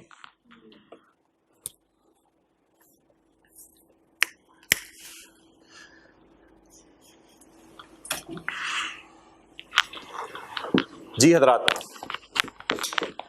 इधर आए, फाइनेंस कॉस्ट कितनी नजर आनी चाहिए ट्रायल में, 0, और अभी कितनी नजर आई है, ट्रायल में नजर ही नहीं आ रही। और P&L के सवाल से अब कोई मेरे ख्याल से रेक्टिफाइंग एंट्री नहीं बनती। क्या एंट्री होनी चाहिए थी, CWIP डेबिट कैश क्रेडिट या इंटरेस्ट डेबिट कैश क्रेडिट? क्या एंट्री होनी चाहिए थी, CWIP डेबिट कैश क्रेडिट या इंटरेस्ट डेबिट कैश क्रेडिट? और कैपिटल वर्क इन प्रोग्रेस में जाता है ना, capital work in progress debit cash credit. क्या एंट्री होनी चाहिए थी, CWIP डेबिट? ट्रायल के ऊपर क्या एंट्री हुई भी नजर आ रही है, finance cost debit cash credit हुई भी नजर नहीं आ रही। इसका मतलब है क्या हो गई होगी, तो what is entry already pass by accountant, CWIP debit cash credit.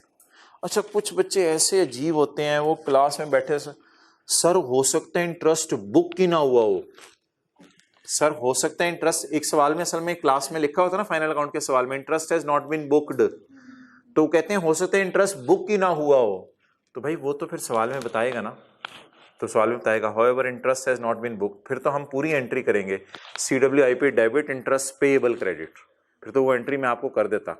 लेकिन अब तो वो एंट्री करने की जरूरत नहीं है क्योंकि बुक नहीं हुआ, तो एज्यूम कर लें इंटरेस्ट 31 दिसंबर 16 की रात को पे हो गया, तो पे होके गया कहाँ है, पे होके गया कहाँ है, फाइनेंस कॉस्ट में तो नजर नहीं आ रहा हमें, तो ये ना, ये कभी नहीं सोचना कि इंटरेस्ट बुक नहीं हुआ जब तक सवाल कह ना दे इंटरेस्ट इज ऑलरेडी बुक्ड। चलें इसको छोड़ें, अब हमारी डिस्कशन है किसकी, ये वाली साथ ही कर जाए, IAS 12 वाली डिस्कशन है। तो इसमें सोच लें क्या करना है, इसमें सोच लें 143 तो यहां आ जाएगा, 1 कितना है 45, इसमें 7.5 पड़ा है, टैक्स वाले कहेंगे नहीं नहीं नहीं नहीं नहीं, इसमें से जरा माइनस करें 7.5, 137.5 और ये 7.5 टैक्स वाले माइनस करने देंगे, टैक्स वाले क्या करने देंगे, हमने प्रॉफिट तक पहुंचते हुए फाइनेंस कॉस्ट में माइनस नहीं किया होगा, टैक्स वाले कहेंगे ये माइनस कर लो। क्लियर? मुझे डर है पता नहीं सोल्यूशन में ऐसे ना हुआ हो कि यहाँ कैरिंग अमाउंट 7.5 आ रही हो, टैक्स बेस 0 आ रही हो। ये भी एक्सेप्टेबल है, वैसे ये भी एक्सेप्टेबल है, दोनों का डिफरेंस ये भी एक्सेप्टेबल है कि अकाउंटिंग वालों ने डाला हुआ है और टैक्स वालों ने नहीं डाला हुआ, और बाकी तो ईंट बजरी सीमेंट का खर्चा दोनों का सेम ही होगा। इसमें जो 137.5 छुपा हुआ है वो यही वाला तो है। तो मुझे डर है पता नहीं सोल्यूशन में इस तरह ना हुआ हो। ओहो, सोल्यूशन में इस तरह हुआ है, 7.5 और 0 नजर आ रहा है, क्योंकि वो जो 143 है उसमें से 145 में 7.5 पड़ा हुआ है, तो सोल्यूशन में इस तरह हुआ है। ठीक है, कोई मसला नहीं, प्रेजेंटेशन का तरीका 7.5 और 0। और इधर से देख लें ये 7.5 किसने बैलेंस शीट में डाल दिया, अकाउंटिंग वालों ने, और कौन P&L में डालना चाह रहे हैं, तो फिर टैक्स वाले बैलेंस शीट में डालना नहीं चाह रहे। नहीं, भूल क्यों गए, क्या करना है, टैक्स वालों ने क्यों भूलना है, समझ आई ना? तो सादा सी बात में जरा रिवाइज करना जाके, अकाउंटिंग वाले कहते हैं इंटरेस्ट को बैलेंस शीट में डालो, टैक्स वाले कहते हैं बैलेंस शीट की बजाय, ये सादा सी एडजस्टमेंट। और ये आरजी टेम्परेरी डिफरेंस क्यों है, ये डेप्रिशिएट हो जाएगा इंशाल्लाह फ्यूचर में, ये डेप्रिशिएट हो जाएगा इंशाल्लाह फ्यूचर, अकाउंटिंग वाले इसको डेप्रिशिएट कर लेंगे। और टैक्स वालों ने किस नाम से रिकॉर्ड कर लिया, पूरा इंटरेस्ट के नाम से, interest finance cost. Clear? Okay, ये अगली एंट्री शुक्र है हमने की हुई है, और ये हमने की हुई है उसमें कौन सा है, किधर है,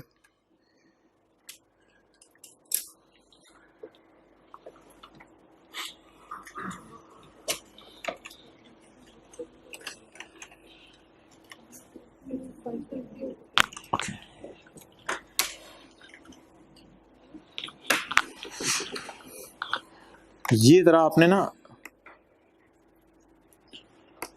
छोड़ के पढ़ें, ये IS12 में ऑरेंज लिमिटेड वाले सवाल में की थी, और ये एडजस्टमेंट अक्सर बच्चे व्हाट्सएप ग्रुप में दोबारा पूछते हैं, ये जरा बता दें ये क्या हुआ था, तो ये जरा नजर मारें। HL sells goods with a 1 year warranty, इसका मतलब है अगर 1 ईयर में वारंटी क्लेम कोई ना आए, अगली बात फिर अब सवाल खुलता है, तो देखते हैं। HL sells goods with a 1 year warranty and it is estimated that warranty expenses are 3% of warranty expense। निकालने का तरीका बताएं क्या है, 3% ऑफ सेल, वारंटी एक्सपेंस निकालने का तरीका वो क्या बता रहे हैं, 3% ऑफ सेल। कहते साल की सेल का 3% मैं कहां ले जाता हूं, खर्चों में, साल की सेल का 3% कहां ले जाता हूं, खर्चों में।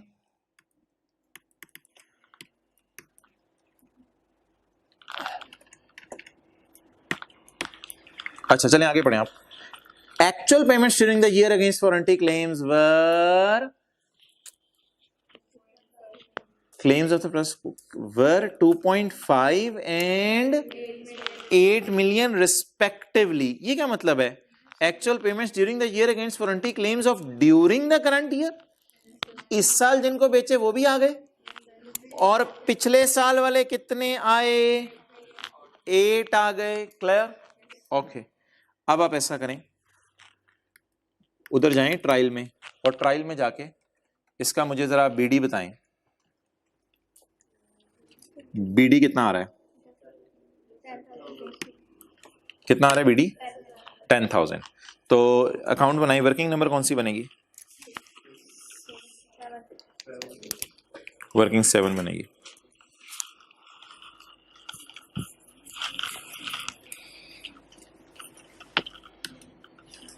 जी ये ना ऑरेंज लिमिटेड लिख लें इधर, 100% ऑरेंज लिमिटेड में यही एडजस्टमेंट थी। IS12 provision for working number 7, BD बोले 10। Warranty expense is calculated as sale का जाएं, सेल सेल सेल सेल 201 बस, तो 201 हो जाएगी ना राउंड होके। सेल कितनी है 201.4 है ना, तो 201 ही रहेगी फिर। 201 इंटू 3% इज इक्वल टू 6। मैं किसी तरह डर रहा हूं इसको यहां लिखने से, वजह थोड़ी देर में बताता हूं, शायद कुछ लोगों को याद आ गई हो। किसी वजह से डर रहा हूं मैं 6 को यहां लिखते हुए खर्चे में। फिलहाल मैंने अंदर ही रखा है, 6 को निकाल लिया लेकिन अंदर ही रखा है। Actual payments during the year, payments इधर आनी है। Actual payments during the year against warranty claims or products sold during the year are 2.5। इस साल वाले भी आते हैं और कोई पुराने साल वाले भी आ जाते हैं। यार डेटर अकाउंट में भी तो इसी तरह होता है, डेटर अकाउंट में भी तो इसी तरह होता है। ब्रॉडडाउन वाले भी पैसे देते हैं, सेल वाले भी पैसे देते हैं, तो ये कोई गलत बात तो नहीं है। कई दफा ऐसा भी हो जाता है कि सारे ही पैसे दे जाते हैं, ये कोई होनी सी बात नहीं है। कुछ बच्चे परेशान हो जाते हैं कि पुरानों को भी वारंटी करके दे रहे हैं, इस साल वालों को भी करके दे रहे हैं, कोई मसला नहीं। डेटर्स भी तो यही होते हैं ना, पुराने भी पैसे दे जाते हैं, इस साल वाले भी पैसे दे जाते हैं, तो इसमें कोई मसला नहीं है। तो पुराने भी बोलें, पुराने भी आ रहे हैं वारंटी क्लेम्स लेके और नए भी आ रहे हैं वारंटी क्लेम्स लेके। क्लियर? एक मसला है यार, कितना टोटल 8 + 2.5 10.5। एक मसला है, पुराने आने कितने थे पिछले साल के आखिर में? क्या ये आपको पता है? ये 31 दिसंबर 15 का सीडी है। 31 दिसंबर 15 पिछले साल के आखिरी दिन, थोड़ा सा विजुलाइज करें, 16 के आखिरी दिन है ना आज, तो हम पिछले साल के आखिरी दिन जाएं। 31/12/15 के आखिरी दिन हमारा ख्याल था कितने आएंगे? 10।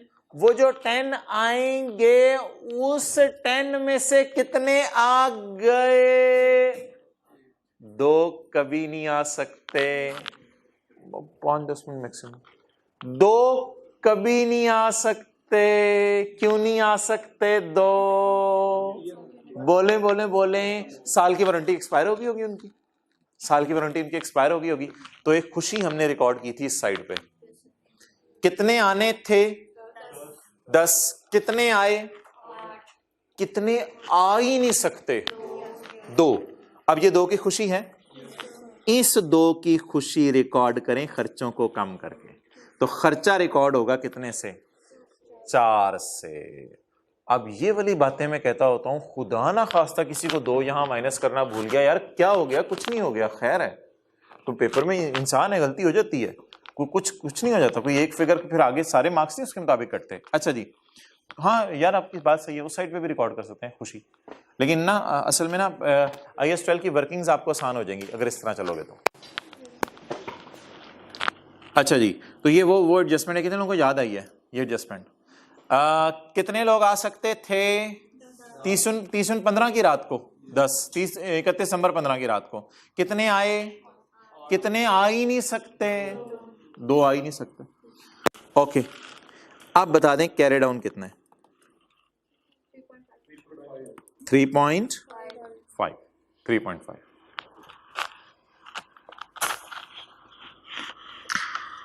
अब इसको एक तो सॉल्व कराए ना बी के एतबार से, रिक्वायरमेंट बी के एतबार से। पहले जरा बी के एतबार से सॉल्व करा दें, फिर एक के एतबार से मैं आता हूं।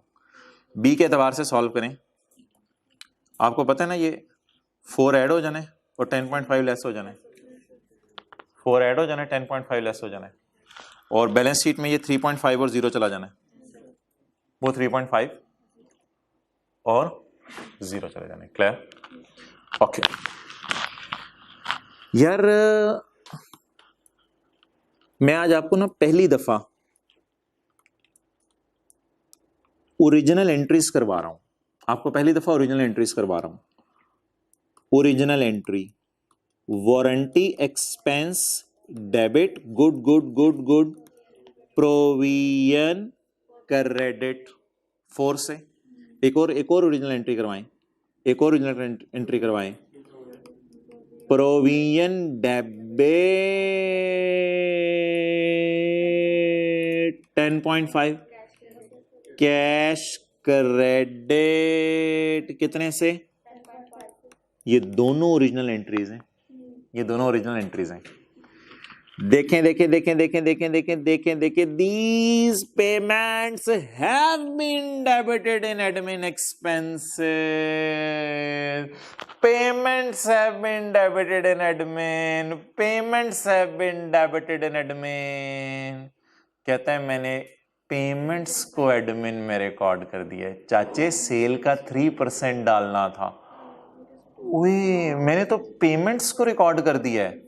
भाई सेल का 3% डालना था, मैंने तो पेमेंट्स को, ओ भाई सेल का 3% डालना था एडमिन में। कहते हैं मैंने पेमेंट्स डाल दी एडमिन में।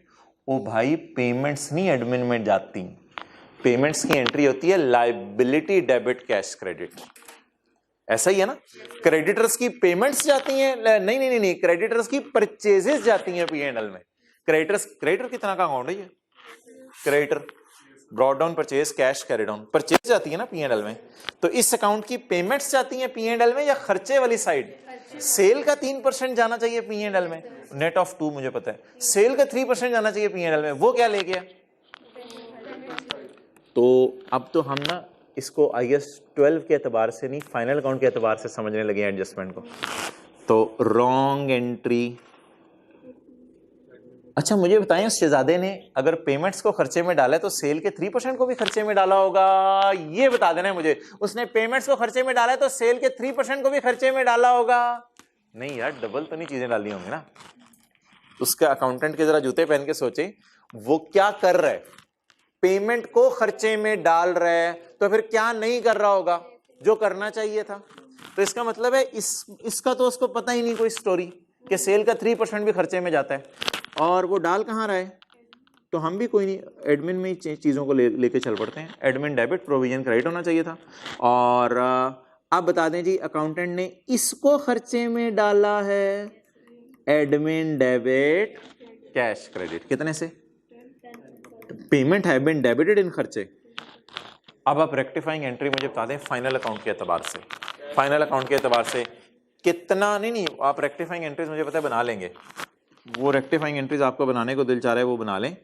तो वो आप एंट्री करवाएंगे मुझे एडमिन डेबिट प्रोविजन क्रेडिट 4 से, ये वो सेल का 3% रिकॉर्ड हो गया। और फिर आप अगली एंट्री करवाएंगे, कैश नहीं है,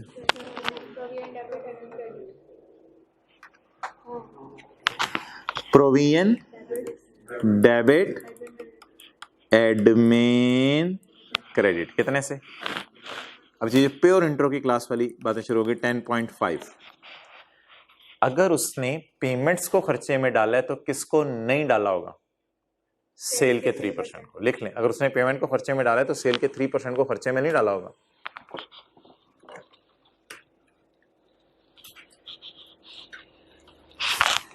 जी हजरात, अब आप ज़बानी कलामी फीलिंग लाएं, खर्चे में कुछ गया हुआ है, ज़बानी कलामी सोचें, देखे बगैर, ओरिजिनल रॉन्ग रेक्टिफाइंग एंट्री देखे बगैर, को खर्चे में गया हुआ है, payments have been debited in expenses, ज़बानी कलामी फीलिंग लाएं, ज़बानी बातें कर रहा हूं, को खर्चे में गया हुआ है, payments have been debited in expenses, खर्चे में गया हुआ है कुछ 10.5, जाना कितना चाहिए? 4, 10.5 गया हुआ है, जाना कितना चाहिए? 4। तो यही एंट्रीज भी करिए, 10.5 को माइनस करके 4 को डाल दो।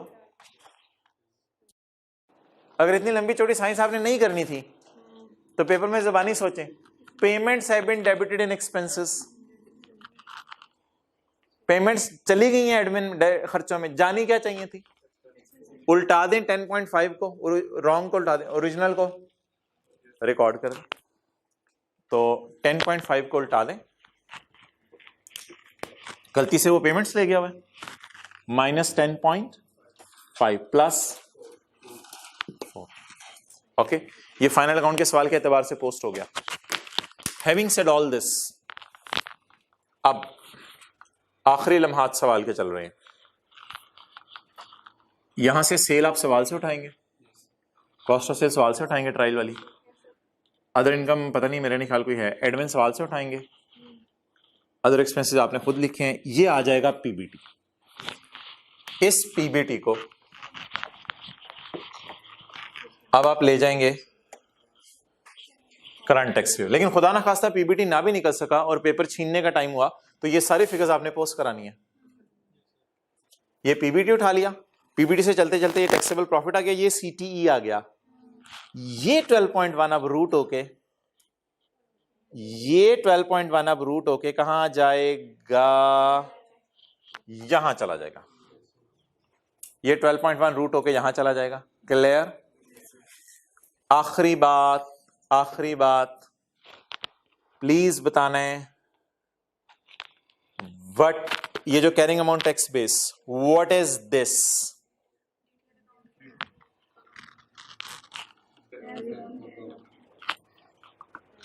एज ऑन है, बीडी ट्रायल में ढूंढे।